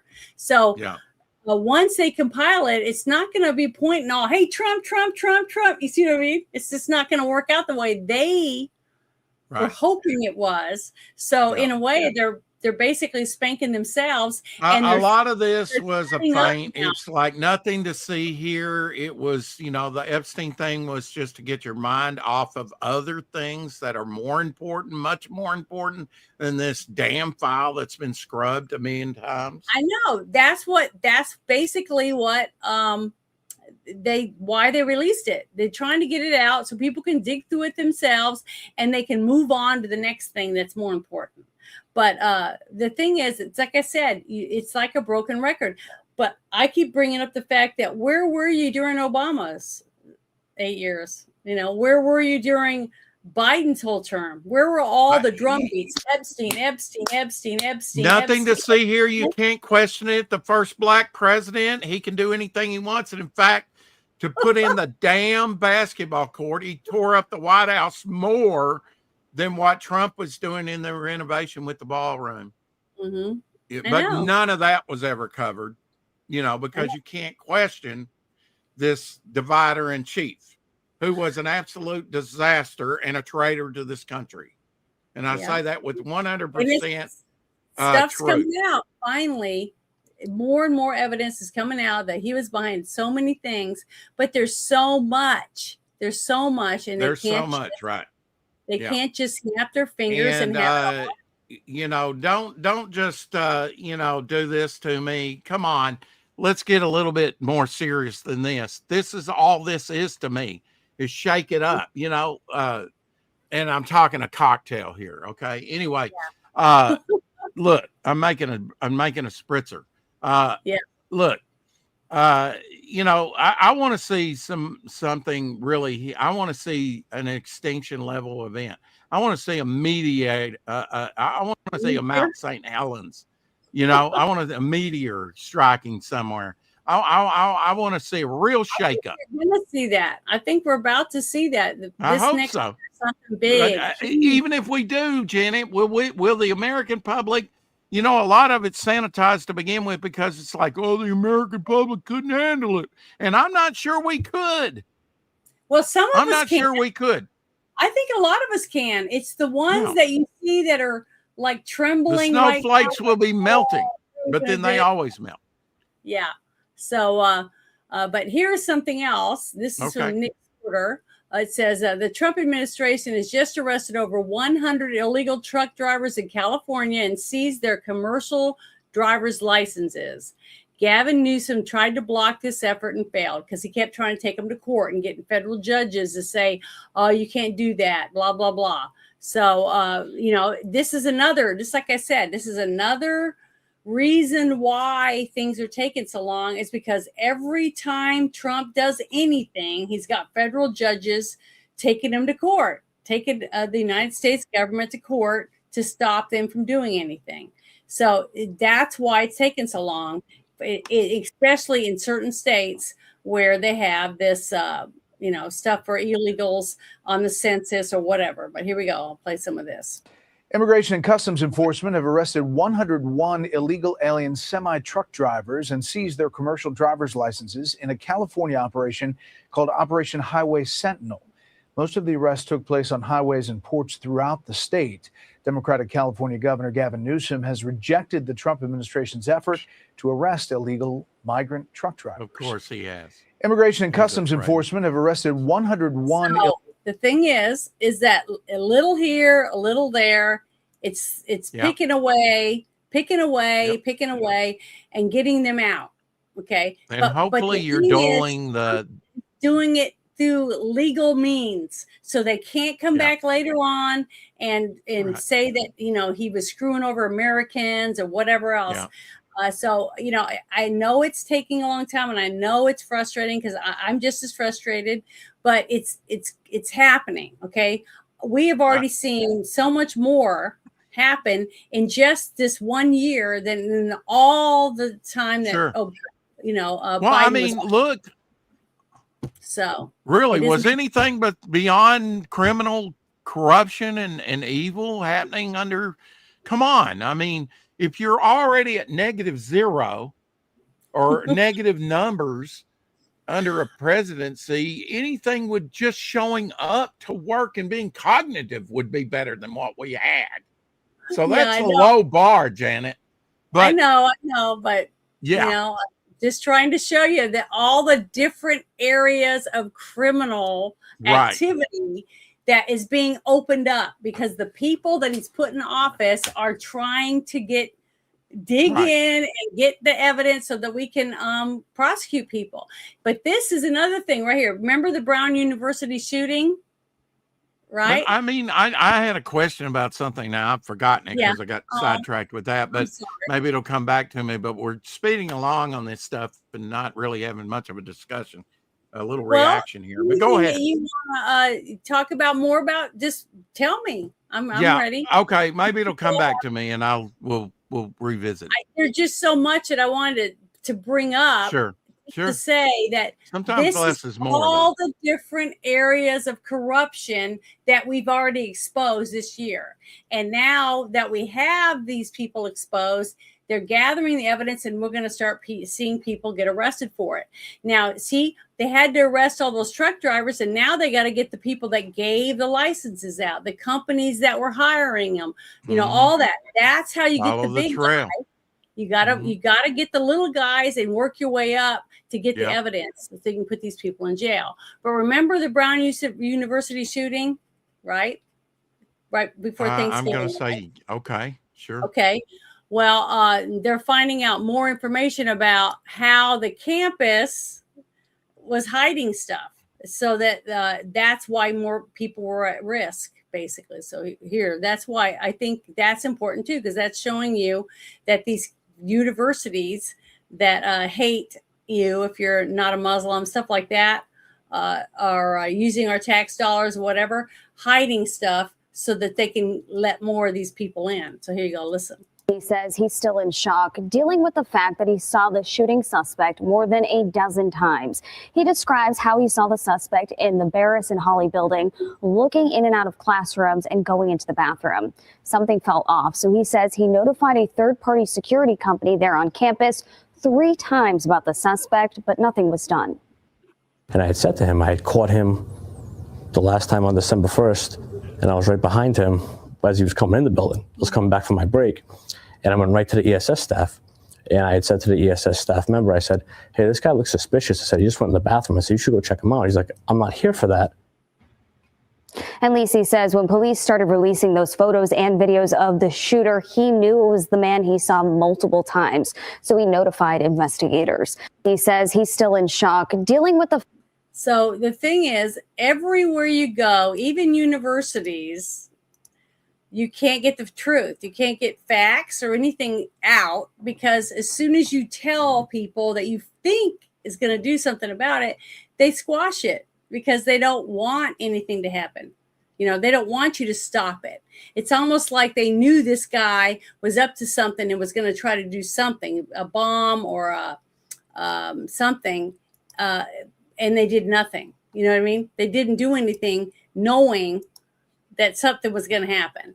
And to me, that's, you know, that's sad. That's the sad truth, is that there's even corruption in just a college, in the campus, people, you know, letting certain things fly because they're getting a little bang for their buck or whatever. And people died because of it. See, that's what's so frustrating to me. If one person dies because of somebody else's corruption, that's too many. You see, no one needs to die. So we have to make sure the campus cops are doing their job, the police officers, the sheriff's departments, the paramedics, everybody. If they're getting a paycheck off of taxpayers, they should have to follow the rules. You know what I mean?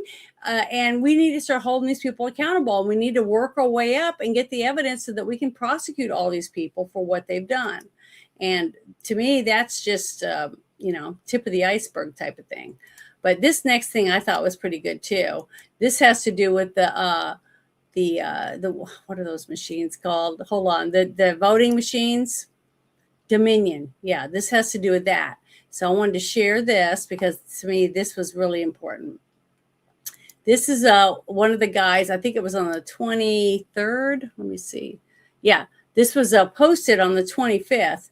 But I think it was the day before. And it was posted by Donald Trump on Truth Social.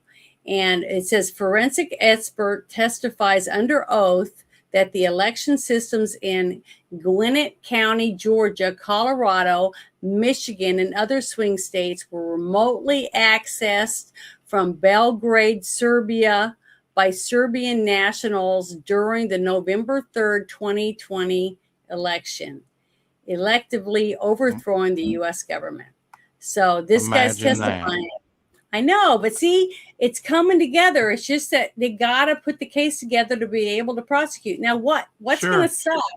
What's really going to suck, and what I've been hounding on for 2 years pretty much, is the judges. Okay, you get all this evidence, you got all these witnesses, you got all these people, and then you go in and you got a corrupt judge that just ends up saying, well, you know, whatever. Again, the judicial, you know, is supposed to be the weakest of the 3 branches. It's been bloated and out of proportion since they can't legislate it through the Congress.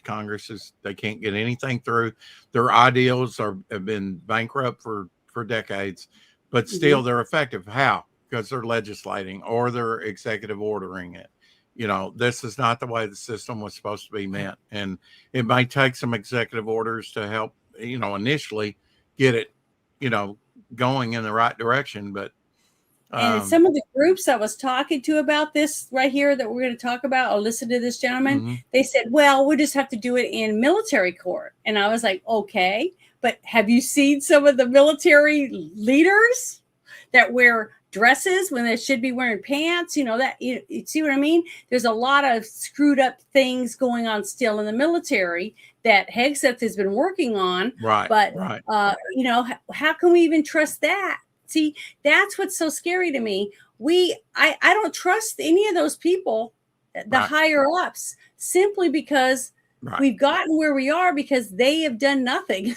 They're not doing their jobs.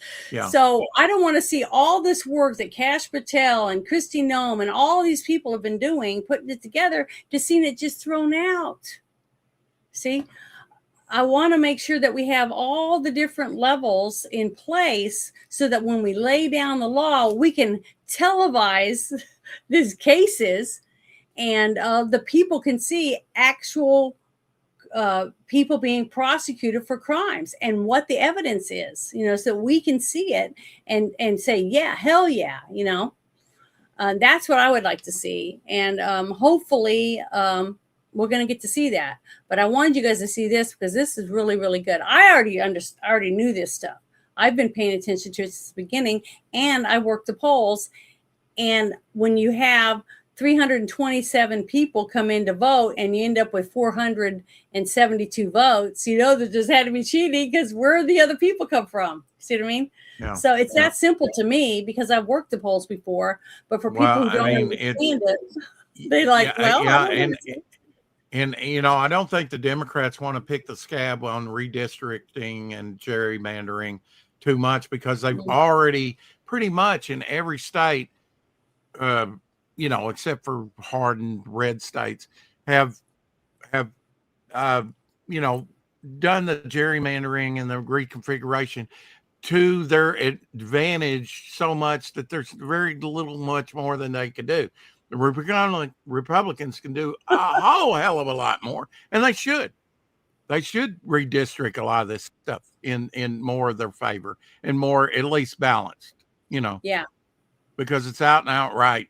Just the redistricting is just totally off, you know. Well, let me make this bigger. And I'll let you guys listen. Have you listened to this guy's testimony yet? This is released by Donald Trump. Donald Trump put this out. So, you know, he may be an arrogant asshole, but I think this is legitimate something. If I'm remembering correctly, there were several states involved.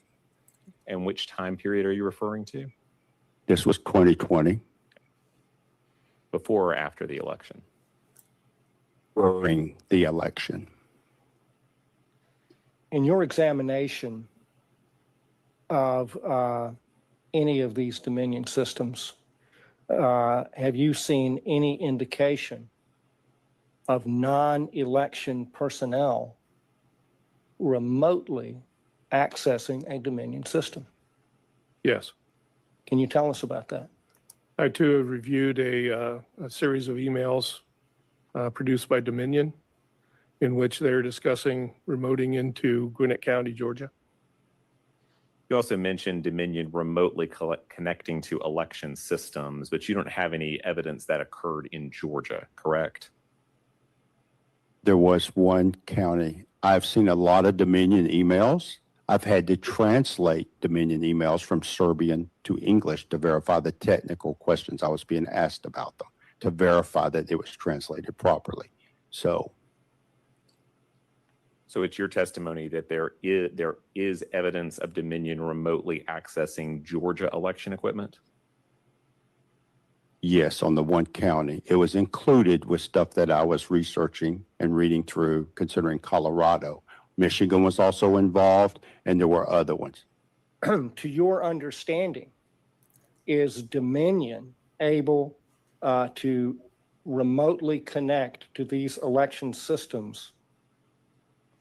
Yes. Are they able to do that without detection? Yes. And are you aware of any instances in which that has occurred? Yes. Can you identify those instances? One would be The Denver, Colorado server was granted, or requested to grant Belgrade, only Belgrade. I did search. There is a Belgrade, Montana. Again, why would Montana need to connect into a Colorado file transfer server as part of the election system? And there are other components and things that were done in the background concerning the database and the configure of the database server that still do not have an engineering change order. Because if somebody works in an operational environments for a lot of different things, what I will tell you is sometimes things break or you have a problem and you have to fix it. And you submit a change request, or in this case, an engineering change order that's retroactive, right? You want to go back and make sure that you record the process so that you have change management and integrity of the system. If you do not record changes, you lead yourself down a very bad road. I estimated that somewhere between 80 and... It's pretty interesting, isn't it? So far. But here we go. 90% were going to Joe Biden. Throughout the day, it kept making me sicker and sicker every time I saw another Biden. And then I'm going through batches. 100% of the batches were Biden. I find that statistically impossible. If I'm remembering. So there is a shit ton of stuff coming out. I mean, tons of it. Proving, just like what Trump said, we got it all. But the thing is, it doesn't matter how much you have if you can't put it and present it in court. And remember, Giuliani and everybody that went to court and brought testimony and showed people, and they had, what happened to all those people? Yeah, they were arrested. taken to court themselves in silence, Sued. right? Yeah. Yeah. Okay. Same thing with the all owner of that My evidence. Pillow. We have to work all that out. All that has to be proven that they were railroaded. They were which is coming out. Giuliani was not lying. Everything he did, and he lost his house, he lost his job, he lost his law license, he lost everything because he was trying to tell. I really don't know the point of this show besides bringing up some things in your wish list. Because look, they were on TV at Georgia the next day. Under law, you're supposed to keep up to 6 to 8 months in Georgia, the ballots. This was a worker that had come out on break and was thankfully videotaping it from their phone. Had enough conscience to say, we're destroying ballots that should by law be kept for 8 months. And they were being dumped as quickly as Biden could possibly get them to dump it into the garbage trucks to be hauled away so that you couldn't see the corruption. Yeah, weren't those I was kicked off YouTube more than once for saying that Biden stole the election. Yeah, I got reprimanded a few times because I showed those 2 trucks that backed up that had shredders in them. And they had all those bags, and they were just shooting the shredders into the bags and then tying them up and putting them in a garbage truck and getting rid of them. Nothing to see here because so they have that. They have even that though evidence. you know the law. Yeah. But they have the evidence. They have video evidence. They have testimony of the people that were Why there. don't they have cops at that point? Somebody contact the cops and them coming in and say, stop the process. What's going on here? Probably because doesn't act. The cops were Doesn't told act. not to show up, just like what you're seeing in California. That the ICE agents. I know. I'm so tired of, we got this, we got this. Look, it's death by 1,000 cuts. Like I said, I would rather see the jackboots coming down. At least I know the enemy coming down Main Street. I know they're coming after me. But this death by 1,000 cuts, of backroom deals and, will we ever get justice? I don't know, Janet. I don't know if we ever will. The thing is, I think we will. We just have to be patient, and we can't let them get better of us, because what I think they're trying to do, what I think the Democrats are trying to do, they're trying to start a civil war. They're trying to get you and me. Oh, absolutely. Get our guns and go out in the street and start taking people out, whether we know who they are or who did what. We can't do that. Right. But that's why it hasn't worked, because too many of us are level-headed saying, well, who are you going to attack? Who are we supposed to go after? If they come to my house and try to take my stuff or take me out, yeah, I'm going to defend myself. And that's what we have to do. We have to be ready to defend our families or whatever, because we don't know what they have up their sleeve. We don't know if they have a dirty bomb snuck in. You see what I mean? Who knows what they were, because they had help. That one senator that went to the airport because somebody called him and said, hey, they got a bunch of illegals on the second floor of the airport, and they got a bunch of National Guardsmen there helping them get on planes, sending them to different states. So he goes there to find out, and they didn't even want to let him in. And he said, I'm a senator, you have to let me in. And the National Guardsmen let him in, and he started trying to find out what was going on, and they had a bunch of people whisking them all out, to try to stop it. So I'm just saying, it's in so many levels, and I want people to see that this administration is trying to get to the bottom of it. They are collecting the evidence. They're trying to do something, and I think very soon we're going to start seeing some indictments coming out. They already did one indictment, and what happened? Because they had a corrupt judge. He said, oh, it's not good, we have to throw it out, and it got thrown out. Okay, so now they're whatever they're doing, they're trying to figure out how to get another indictment to a higher venue, right? I mean, and it sucks. And it really sucks. We'll see. But what we, I'm not disagreeing with you. I'm here to say it's a process. I understand, but I think the American people want action. They want it now, and they're look, man. You can only shit down my throat so many times, and I'm going to put a stop to it. If I have anything within me, if I'm not just chained up and I have to take it. But I've taken it up the ass, and I think the American people that have a level head have taken it up the ass so many times. They're sick of it. They're tired of it. They're at a tipping point, and I hope something does happen, because if it doesn't, and I do believe the process is working in certain but again, we set such a low bar. We put a guy in there that was mentally incompetent. We have who knows who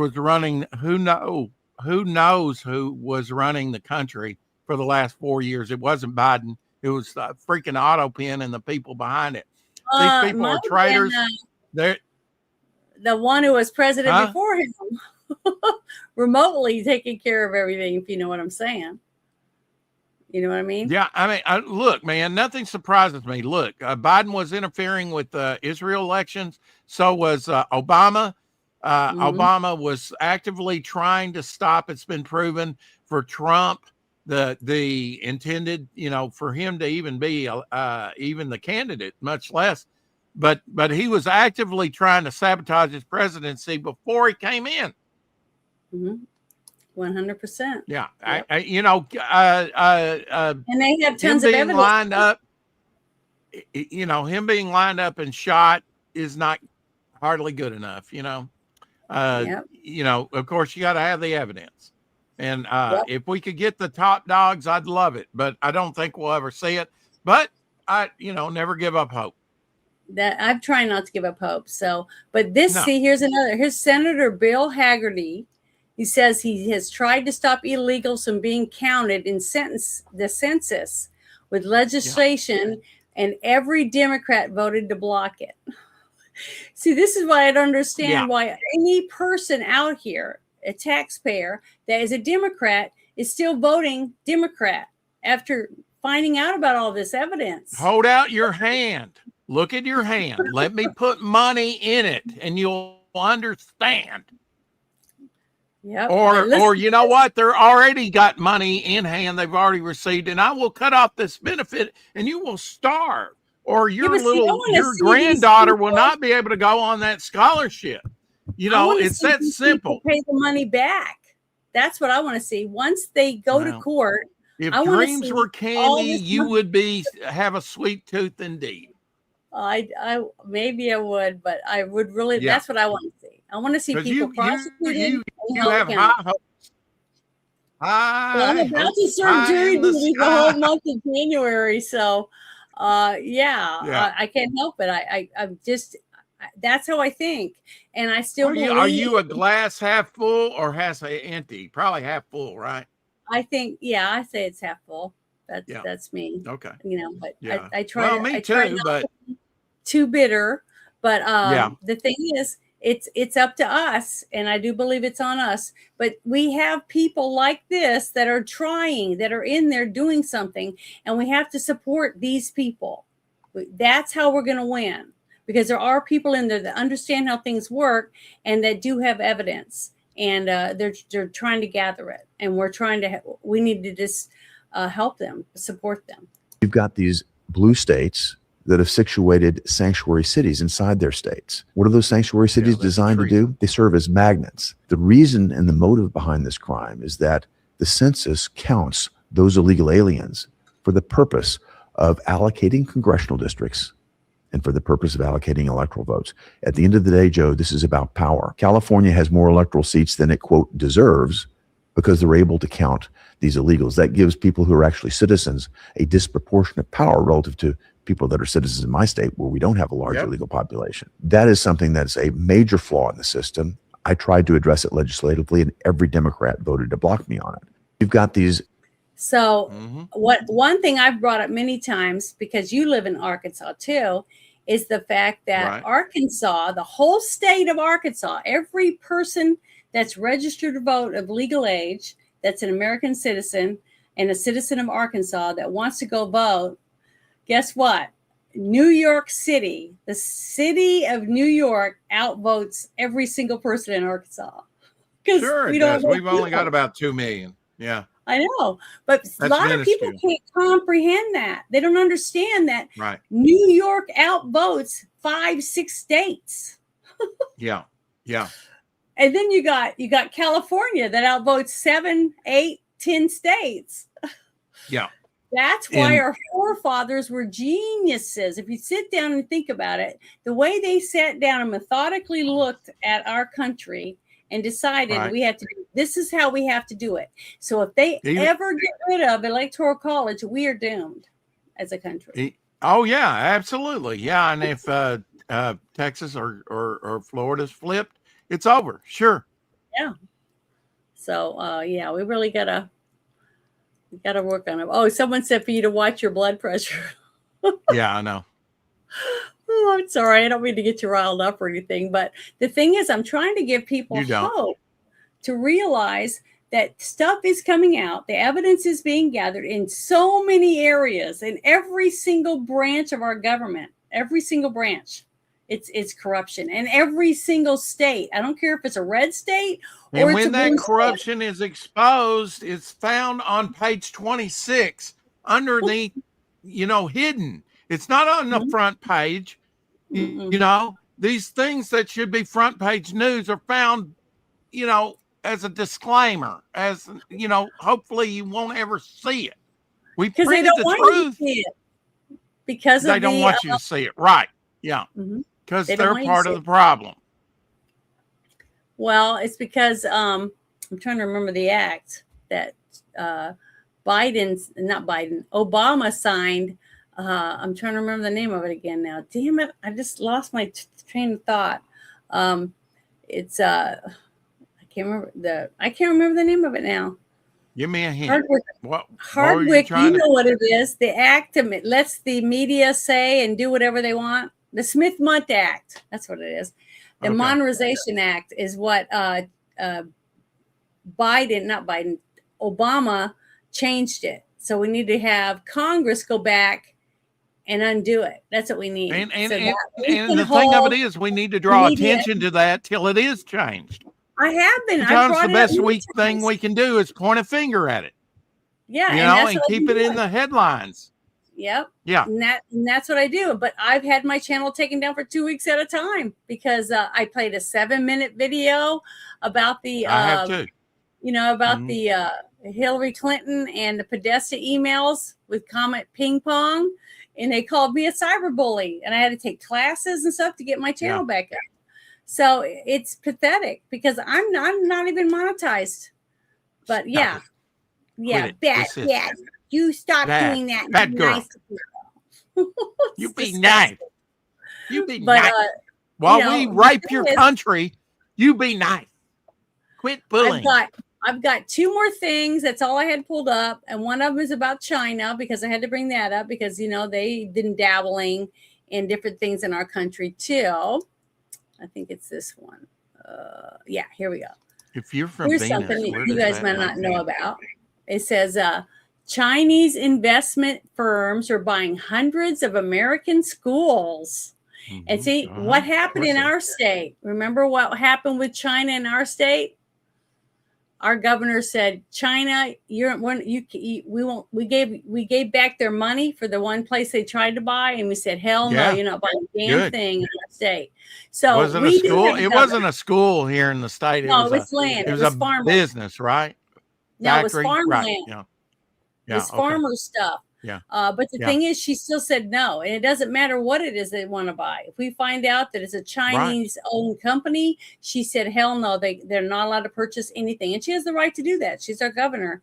Absolutely. And we voted I mean, the former president. Oh, what happened? Oh, how about those balloons going over the whole complete United States and over sensitive military, installation? Sure, nothing to see here. We shot it down after it had completed its mission and transmitted all the data to China.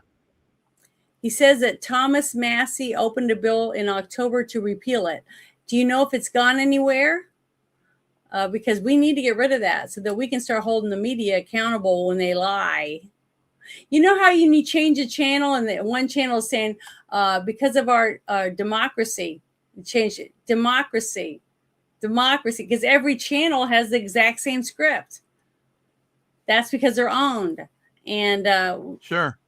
This is going to be they have a meeting every day saying, this is what we're going to run. This is how you're going to phrase it. Every day, it's scripted.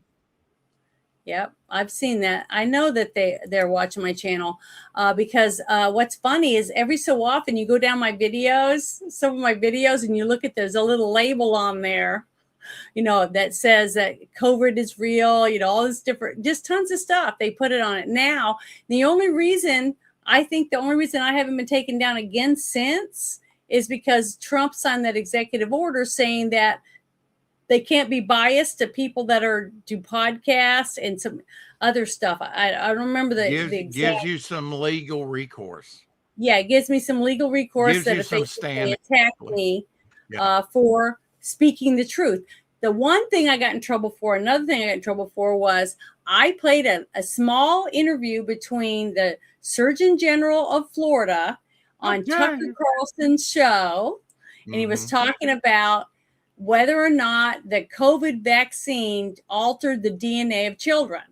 Okay. And I played that, and they took it down and made me take a test and everything. I got a strike, blah, blah, blah. Okay. The same shit.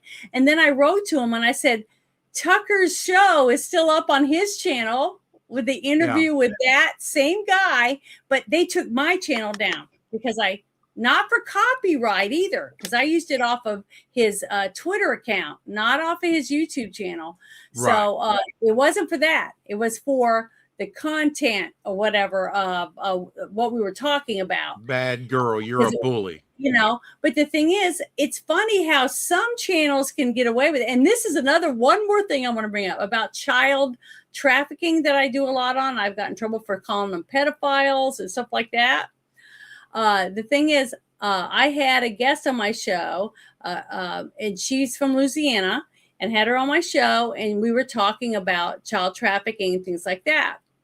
And what was funny is, after my show was over, I got an email saying that my channel, my video was gone. They took my video down. And I was like, why? I wrote back and I said, what's going on? I'm going to appeal it. And they said, it would be denied. Whatever. But guess what? She aired it to her channel. It's still up. The same show, because it was from my interview on her. She aired it to her channel. So there's no rhyme or reason to it, because they hate me. They don't like what I say. They don't like what I stand for week after week after week. And I still do the same thing because I believe in this. I believe in freedom. I believe in freedom of choice. I believe in our country. I believe that we should have smaller government and that the people should take their own money and spend it where they see fit. What's best for themselves. Absolutely. Stuff like that. And they hate me because of it. And I say it a lot. That's why I hope. Go ahead.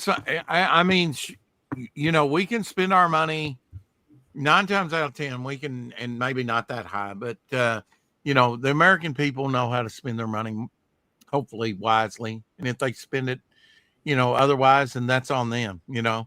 But I that's why I hope we do get a $2,000 kickback so that Americans can get a little bit of relief. And, you know, it's a one-time thing. I think we're at least owed that because my pants are still down over all this shit that came down through Biden.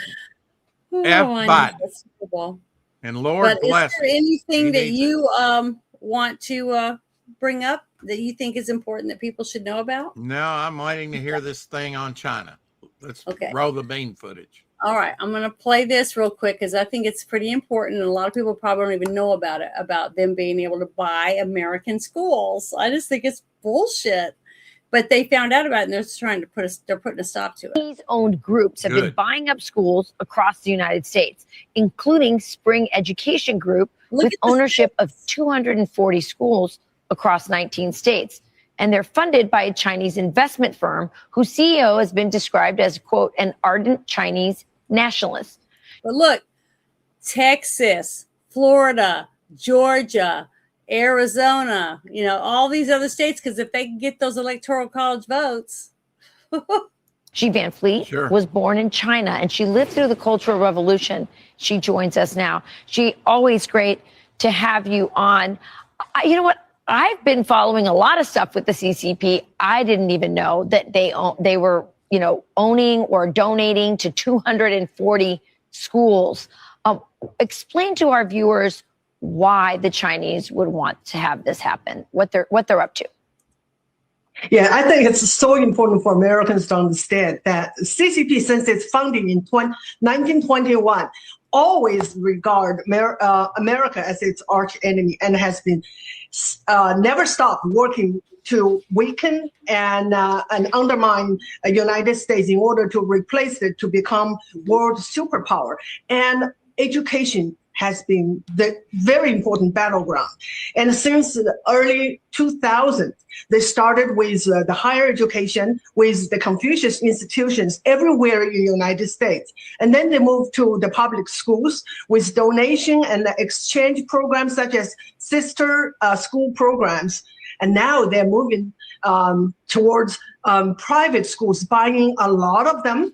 And so in 2015, they bought the high school, New York Military Academy, where Trump attended. And why? They're not here to make money. They're not invest to make money. They're here to take over American education and turn our classroom into the little red classroom and our education into American education with CCP characteristics. What they really want is generations of people like so definitely they want to take over at what is being taught in these schools to our kids. So just like we were talking about what's happening right now in New York City, you know, with the mayor trying to get that kind of laws passed to where people have to wear certain garbs to cover their face and stuff like that. That's they're coming at us from all directions. Sharia law. China. So as long as we're letting them buy these schools and make those kinds of decisions when it comes to our kids, it's like we're just taking our kids and handing them to them. You know, we're not doing what we're supposed to do and take care of our own. And this is what we need to do. We need to shore up these loopholes, these things, and make it harder and harder for them to silently invade our country, you know, and take over these critical systems, you know.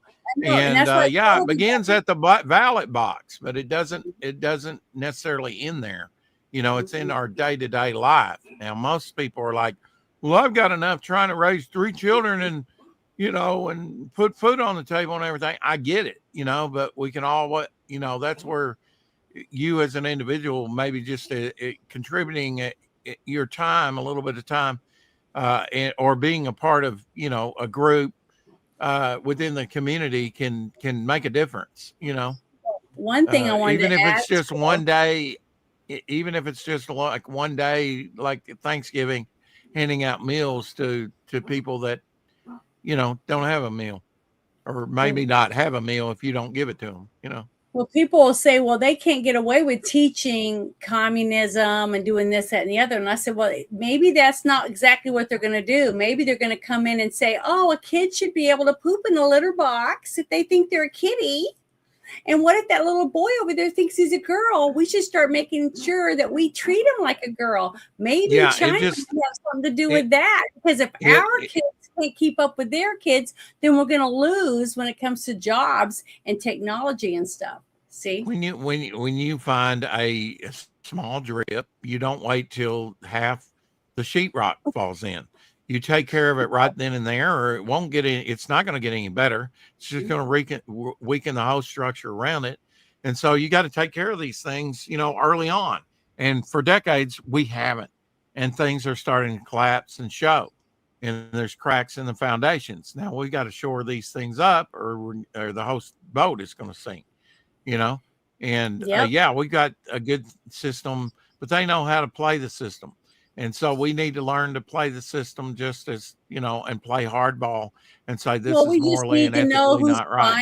We're going to do something about it. If we know who's buying it, if we know who's absolutely. That can be put a stop to. We can just stop it right there, because they shouldn't have the right to buy American soil.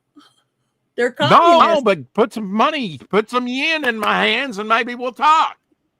Look, that's all it is, Yeah, that's all it is. These people are greedy, and all they care about is their money right now and what their next vacation is, instead of worrying about where that land is going to belong, who that land's going to belong to when your child's a grandparent. See what I mean? Yeah, they're not thinking about TikTok is a major problem. And Trump has tried to deal with it, and hopefully there's some oversight on that. And even during the election, Soros got hold of like 250, 260 immediately. He got some of these radio stations, smaller radio venues, and then he can flip them towards like Spanish speaking. It might have played old patriotic pop songs, but then the next day it's changed completely into, trying to reach propaganda, vote Democrat, vote as many times as you can. Here's a way to do it. I don't know. But, they're supposed to be, that's public airways. They're not supposed to be able to take control immediately. There's like an oversight, committee of like 6 months, that a wait time on that was waived for Soros. That's a name that you don't say on YouTube because it could have repercussions too. Isn't it amazing we can't touch that? A guy that's in a couple of countries at least, and 3 an outlaw at least for eco-terrorism. And Hungary is home place where he was born, I believe. But in America, we can do nothing about it. I call bullshit. Let's go out, and hopefully, and I've seen some gains in that regard. And even after that old bastard, that old Nazi dies, his son will come up right behind him, and then grandson. We've got to do something about this. This big money. Did you see that his son things. Just married Abidine, or whatever her name is? Remember the guy, Anthony Weiner's ex-wife? He just married her. The son, Soros' son, just married her. It's incestuous. Hillary Clinton's best friend. Look, we've got secret dealings. We've got secret society. Look, they don't party with you. They don't party with me. They have their own blood, human sacrifice, eat human flesh, drink blood. I don't know, because I'm not privy to it. But you know what? If I can imagine it, it's probably happening, and on a regular basis. And this shit needs to stop because it's rotting us from inside. The Roman Empire fell from within, not from without. China cannot take us over. I don't care how many people they have, and it won't come from the outside. It'll come from inside. We need to put these bastards that are, I think if we get too many military people on there, they'll tip the island over. Impeach the bastard that said that. He's not fit for office. Yeah. It's well, ridiculous. He's black and he's Democrat and we can't touch him. Bullshit. Where are the protesters? Every day protesting this stuff that is as clear as the big nose on my face. Something needs to be done today and tomorrow and the next day and continuous infinitum till we get these bastards out of our country or prosecuted. That's what we're trying to do by sharing information, truthful information, and getting other people to share it with someone else in their churches, in their groups of people that they hang with, their bowling leagues, or with their friends and family.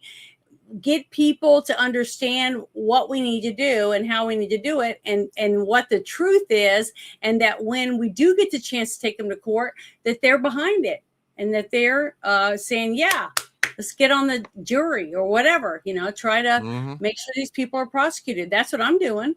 I'm trying to be a good American and serve jury duty or whatever it takes, because I'd pray that if I ever get accused of a crime, that I have a person that actually gives a shit about the letter of the law to make sure that I have a fair trial, and that's all I'm trying to do. I want to see us look inwards, much like when the Nuremberg trial movie was interrupted in 1965, I believe it was, with the Selma beatings. When people were watching that about Nazi atrocities, which were actually based on our eugenics programs and were not wiped out till the end in some states to the late 70s, and even a Kennedy, one of his sisters was, that people were being sterilized behind they were having lobotomies done. Simply because they weren't. This is the same stuff that happened with Joseph Mengele and the Nazi regime and all like that. Yeah, and they based it on the American system. And if you look it up, historically fact, that's where they got a lot of their idea from. But they're doing it right now in certain states, cutting up kids. And little girls, because they're Muslim kids, they're cutting off their clitoris so that they won't cheat on their husband and stuff like that. It's mutilation of children. And I can't believe that anybody, YouTube or anyone, would think that it's okay, just like I showed earlier. And I love that the president has come out. The anointing, the oil, the power drips from the head down. So when the head is Puddinhead and has his thumb up his ass and is shitting his pants as he's trying to remember which way did he come in and which way does he leave. And then you also have Obama, who's the great divider in chief, and all his mess. And you've got, look, we've had a corrupt party even long before Van Buren. And a lot of it started under Van Buren, when we still had the Whig system, the Whig party. Look, it's been here since about the sixth president. We need to do something about this long-term mold and corruption and rust and stuff that has been long overdue to be roto-rooted out, replaced, or whatever. It's not going to happen overnight. I don't, but at least we can shine a light on it and say, look, our children aren't for sale. Our country isn't for sale. My freedom is not for sale. Leave my guns alone, and we'll get along just fine. That's right. I agree with you. And that's one reason why tonight I wanted to close the show out with this video. This is Senator Mark Wayne Mullen. Do you know who that is? Nope, but I'm sure I'll find out tonight. He's from Oklahoma. Okay. He's been elected there. He's a senator from Oklahoma, but he invited 160 Oklahoma National Guard members who are in Washington, D.C., protecting our citizens, into his home to relax and watch football. And he said, make yourself at home. This is America. And we know and we love. But here's a video. I wanted to share this because, just like I said, there are good people in office trying to do the right thing. And we need to support those people. And we need to try to root out the dicks and the dingleberries and all the other ones and get rid of them and bring in more people like this. And we need to have our kids see the good guys, just like we try to raise our kids to respect police officers and paramedics and stuff because they're trying to do good things for our community. Well, we need our kids to see that there are real politicians that are in office because they really believe in the Constitution and believe in freedom. Omer says the old money has a lot of power still. Oh, I would say more than ever. And the opportunities and the legalities. Look, they've got whole law teams on their sides. Okay, they've got trillions, not billions.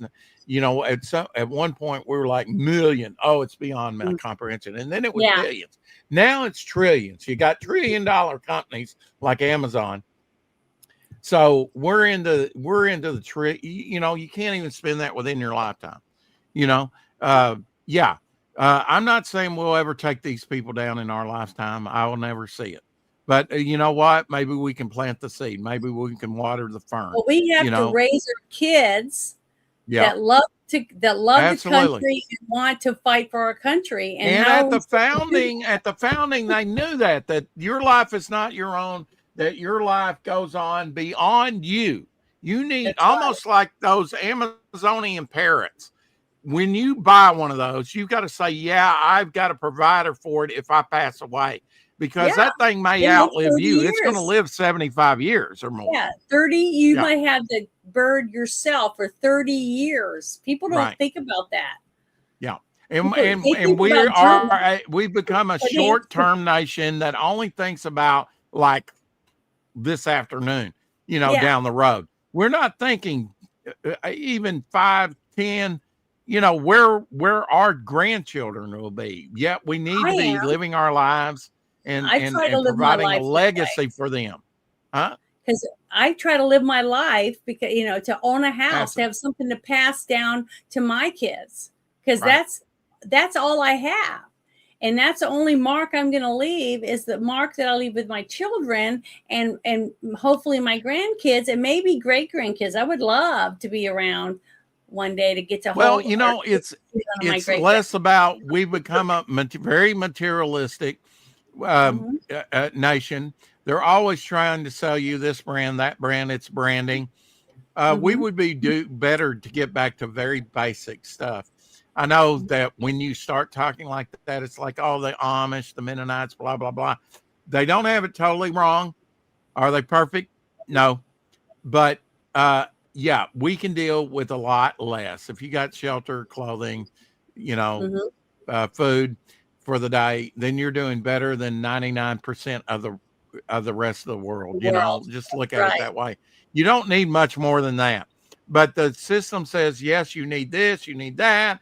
You know, you're Steve Martin, the jerk, saying, I want this, and all I need is this ash can, and I'll take the dog. Maybe not the dog, but I'll take this lamp.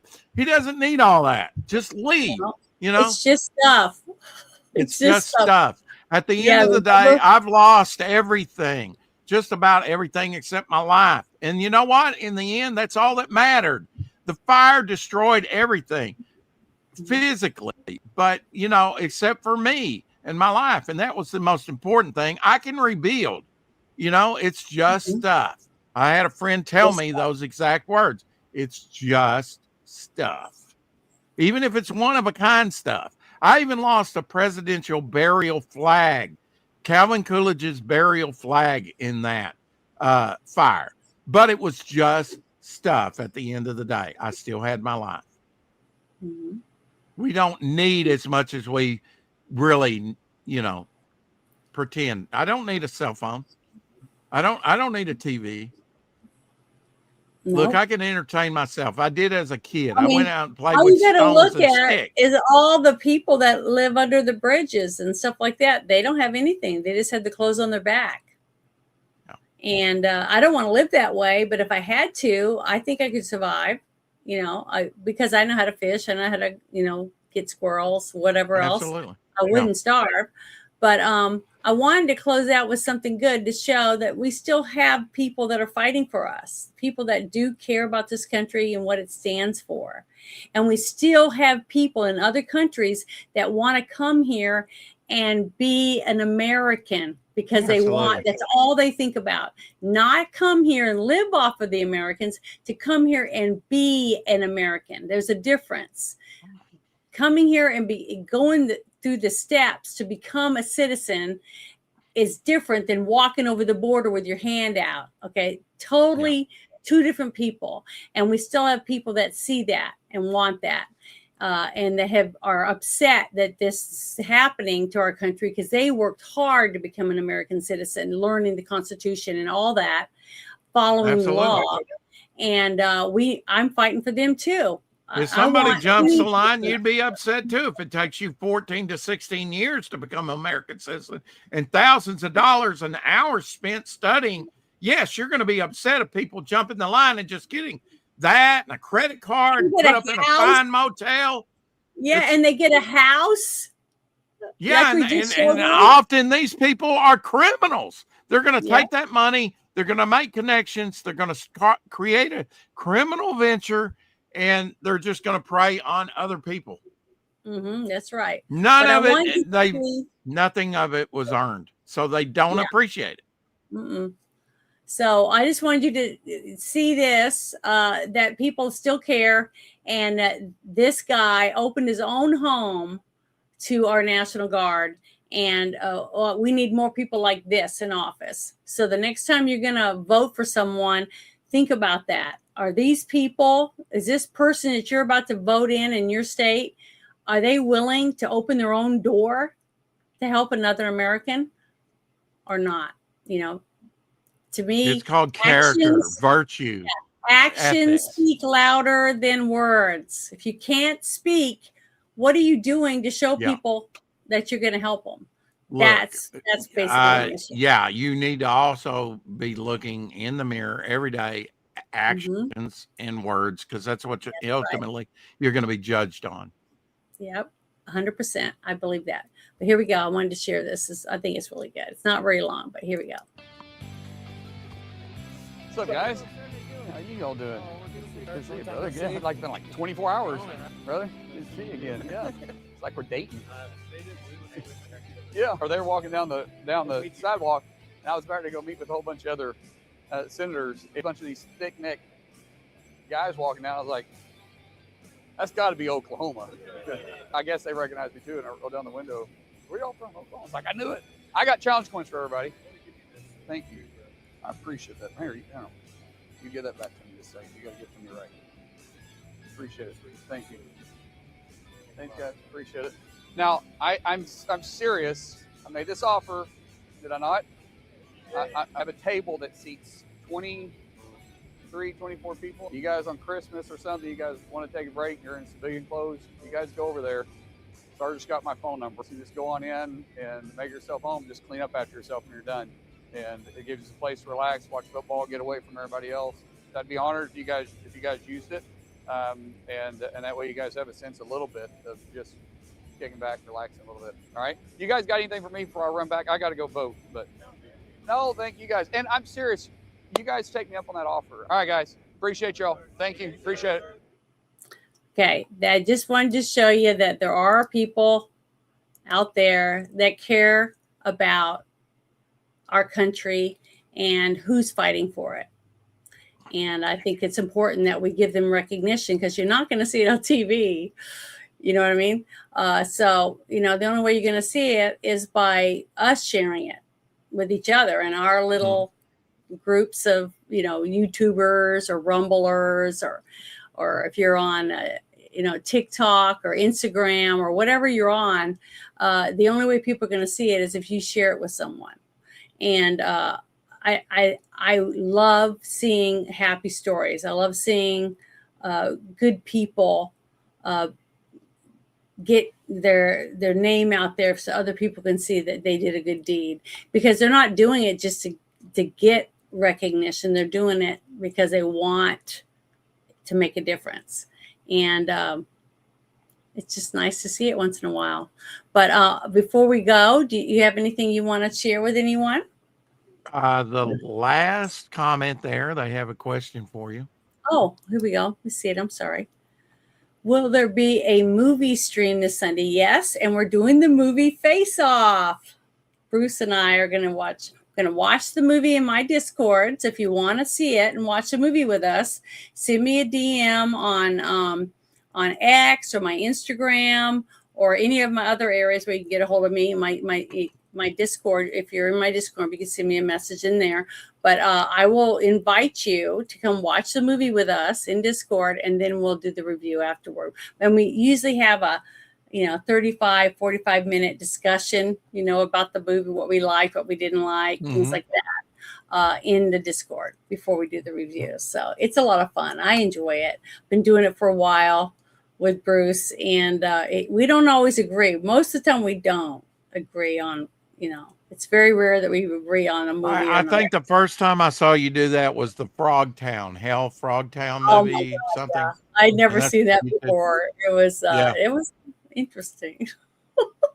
I'm still unable, and I don't see it getting fixed, where you can get a hold of me on X, but you can go ahead and add me to the group.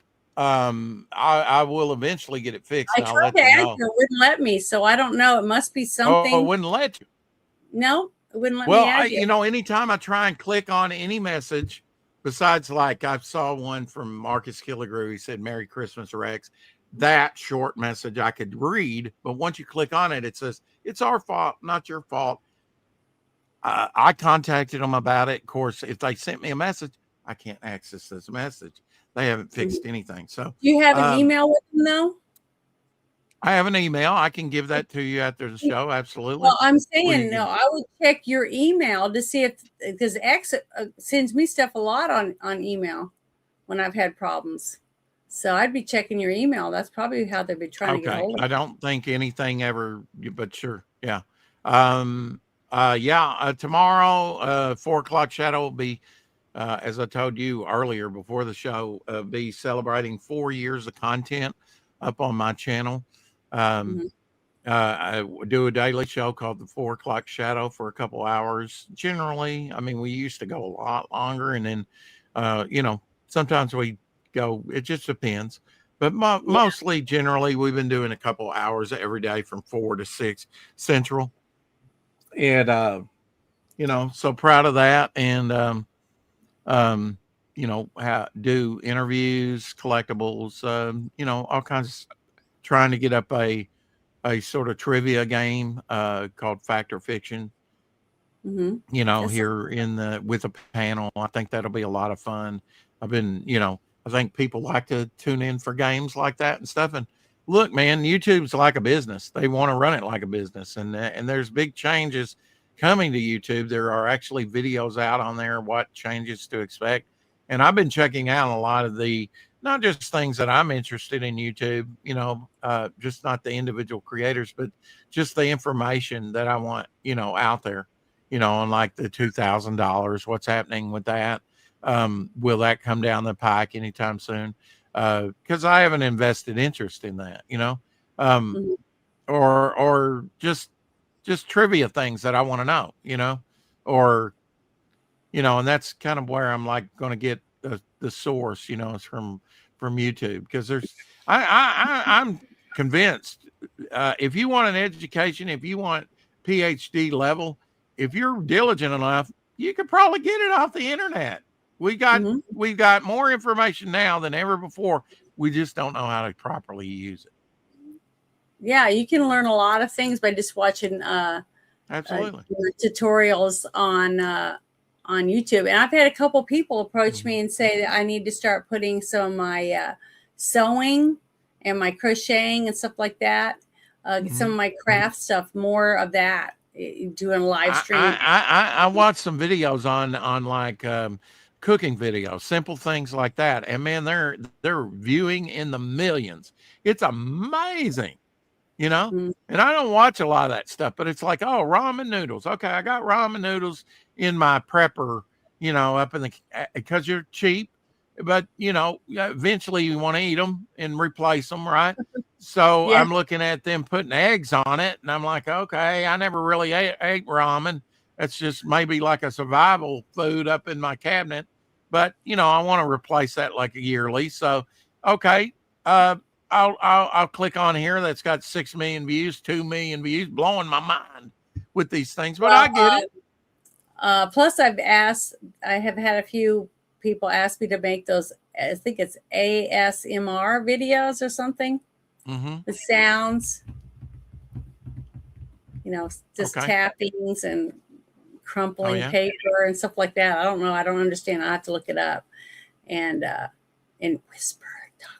Well, maybe we'll flare up and be huge one of these days, I don't know. I don't really care. That's maybe not. Not.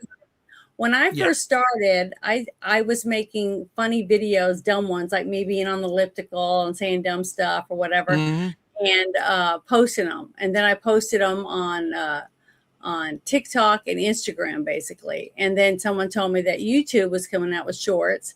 So I thought, what the heck? I had YouTube, but I never did anything with it because I just came and watched, I go to Clobby's channel and do the Star Trek thing every Saturday night and, stuff like that, or Nerdrotic or Doomcock, the Intuition, what was it? Intuition or something like that. I can't remember the name of it. It doesn't matter how big you are. I mean, to a certain degree, monetize 1 million views, whatever. You don't own your own channel, and you need to know that. Unless you go on and create your own platform, you don't own buckets. They can take you down like that if they want to. Yeah, they're God because you're in their playground. So, but a lot of people are like, well, I don't expect that because they don't like me anyways, Right. Yeah. You're on their naughty list. You're getting I'm on their naughty list. So I just do it because I enjoy it. I like what I'm doing. I feel like I have helped a few people because I've had people send me messages and say, I lost weight. I've done this. I've done that. Because, you inspired me, blah, blah, blah. And, it was only maybe a handful of people, but it made a difference in people's lives, and that's how I look. And I'm helping myself because I was going through some things and I did it for myself, to make me stay me and not become bitter and introverted and just have an outlet all day. Stuff like have that. An outlet. Yeah, that's it. That's what it is.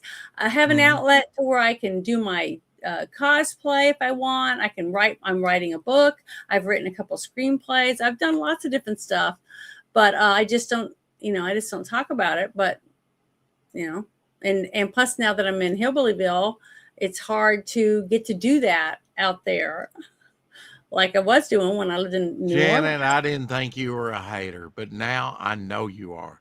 When you're talking about Arkansans being hillbillies, that hurts. Well, where I'm at. Where I am, it is. Well, maybe so. I mean, get your juice harp out, right?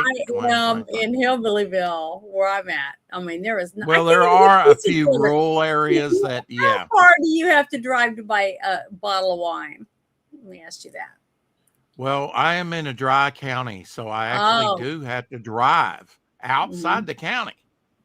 So, but how far? Mile-wise, I don't know, 20 miles, maybe. Okay. I got to go twice as far as that. So. Okay. I got to drive a long ways just to get it. But really all I need to do is join a club. They've got probably over 50 clubs in town that serve. Can you get stuff delivered to your house food-wise, like pizza and stuff like that? I don't, but yes, I could. Okay, see, I can't. I live out in the middle of nowhere where there's nothing. My sister lives in Russellville on a place called Crow Mountain, where our old family homestead, kind of origins. And they my sister lives there, and my birth mother and some others. That's it right there. But I mean, she can get stuff from Walmart delivered. I mean, come on. Yeah, she can, but not me. Not where I live. They don't deliver right. Okay, well, all right. Well, you're on the witness protection program, and you're under the radar. Yeah, I mean, I get it. You got to pay a price for that. This places people don't realize in Arkansas you can drive and have no cell service. Yeah. A lot of people's like, what? What are you talking about? And I'm like, yeah, I'll be on the phone. Yeah, I'm surprised you got internet service where you're coming from. Well, thank God, because my computer is like hardwired. there is no wireless. Siri. You know, she could step out the front door and step in chicken goo. What I know, maybe pigs too. You Well, know, I got that in bears and coyotes, you know. So I got a lot last year there was a bear come through here and it made the national news. It was out there off Office Depot, about six blocks from my house. Well, if you guys we do have bears in Arkansas. You just have to go and type in a bear visits Janet's planet, and you'll see it. I got a big black bear on my porch, knocking things around like it's a toy, looking for food and stuff, because I had baby chicks at that time, and I had chicken feed in this giant crate on the front of my porch to try to keep. If he wants all of them, let him have them. Don't confront a bear. Yeah, it wasn't worth it. Yeah, but no. I don't know whether or not tomorrow Bruce will have a game. I'm not sure because he's in the process of transition of moving. So I don't know, but we are supposed to do the movie review, he said. So okay. Well, as I said, 4 years of content on my own channel, but then also at midnight, technically early Sunday morning, right at midnight, we start Apex After Dark on Apex as I'm its co-host. That's how I got started. Was co-hosting on somebody else's. Mm-hmm. So, yeah. Well, from humble beginnings. Tuesday, I'm going to be having a outpatient surgery. So I don't know after that what I'll be doing. Really? I don't know how long it's going to take me. Yeah. So to take me to recover for that, it's on my leg. So just pray for me. But the thing is, I'm glad you let me know. Whole month of January, I have been selected to be in a jury pool. In Arkansas, you get it for a whole month because there's not a lot of people. Okay. Just like I was talking about earlier. You're kind of like on call? Yeah. So what happens is you got to be available. I got to be available. So if they call me and say, we need you, or you call the number, you're supposed to call in and they'll say, we don't have any court today. You got to go call the next day. So if I call and they say you need to be in every court, day? Well, every so many days, depending on the letters, because I just got another letter and they said you got to call them. And if they say you got to be in court the next day by 8 a.m., whatever, it tells you where not to park and all that kind of stuff. The thing is, if I get picked, if I get selected, they'll have to put me in a hotel because it's over 80-mile drive one way. Wow. Just to get there. And they will compensate you. I don't know how many $50 a day. That's all they pay you. Is it? And but they will pay for your hotel room. So if I do get picked, that's that I'll be stuck there. Unless you got a doctor's excuse. Well, I won't. Hopefully, I'll be up and around. I plan on getting up and around the day after I get my surgery. So they're gonna have me all wrapped up to my hip, and we'll see how that goes. Okay. But I'm gonna do the best I can because I'm trying to stay in shape and all that. And that's why I was a good candidate for the surgery, because I am very active and healthy or whatever. But I just wanted to say thank you to everybody for hanging out tonight, and thank you, Rex. It was fun. But the thing is, I wanted to kind of give people an idea of how many places we have corruption, how many departments in our government, and how many people really are trying to help us fight for our country. And it's important. Yeah, I mean, we had some comments that sounded. We had some comments out in the chat that sounded pretty bleak, like we've lost everything and blah blah blah. And it's like I don't think we're quite to that point yet. It is bad. We have dodged a couple big bullets, cannonballs coming our way, and just think twice we've dodged bullets. We dodged Hillary Clinton. Well, look, man, this stuff's been coming down the pipe for 100 years. They've been working on this for 100 years. It didn't happen overnight. And so it will take, like I say, we'll never see the fruit, but hopefully we can begin to see the tree has been planted and going by and water it every now and then. Which group of people planted the tree? You just see what I mean? That's how we're going to make our mark, people. Right. That's what Yeah. we A little here, a little there. It does make a difference, and if you can do more, we did have at the founding a sense of duty that, when they put their names on that Declaration of Independence, they pledged their life and their fortunes and everything, and it was tested. A lot of them lost their families. There was one that put his name on there, and I've actually got a relative that put his name on there.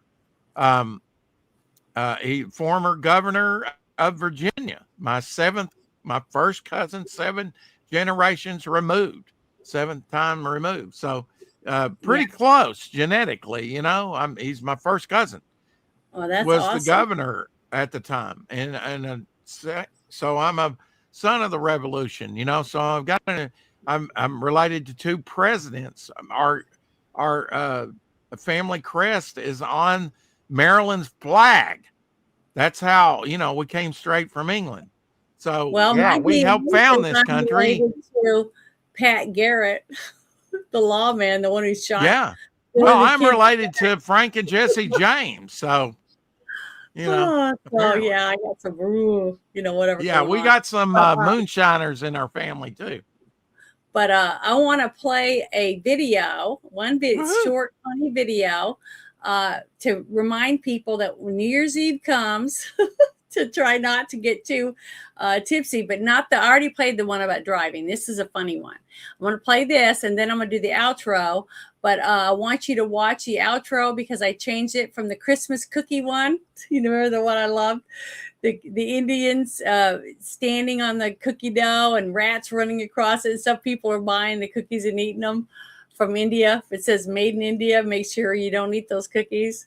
I've been playing that outro. I think it's hilarious.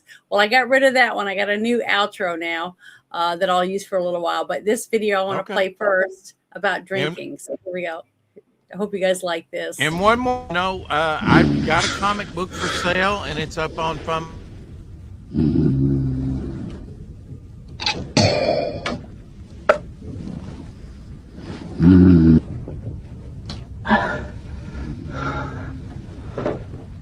Uh-oh, that's going to leave a mark.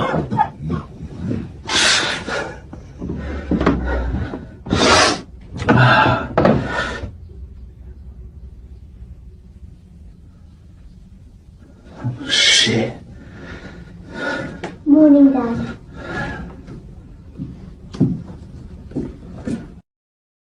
Have you ever been that drunk? That's what's on there. Thankfully, no. I just love that. Yeah. It makes me laugh. I just wanted everybody to have a good giggle before we left. Now, go ahead and talk about your book real quick before we go out.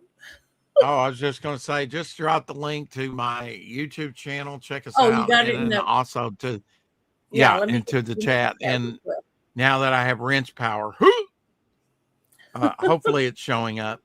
Anyway, over on Fund My Comic. Your 2 links, and I'm going to put them in the chat real quick. Okay, give me a second. I'm slow. I think I just, do I not have a wrench? Where's my wrench?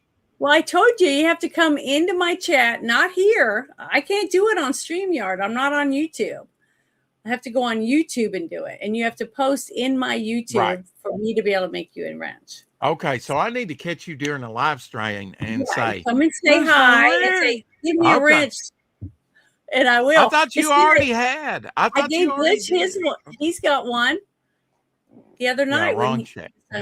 So, I can do it. It's just that you have to be in my thing at the time to do it. But I hope everybody loves my outro. I think it's a pretty good one. It's eye-opening or whatever. So you guys enjoy it. Hope you like it. Cool. Have a great weekend. God bless America. If you voted for Donald Trump, that means that you stand for everything that is going on in our country right now. That you stand for all these tariffs, that you stand for this mass deportation, that you stand for getting men out of women's sports. I mean, the list goes on and on. You actually stand for this. If you voted for Trump, you actually stand for this. And if you voted for Trump, I just want to say that I love you. And thank you so much for saving this country. Have a blessed day.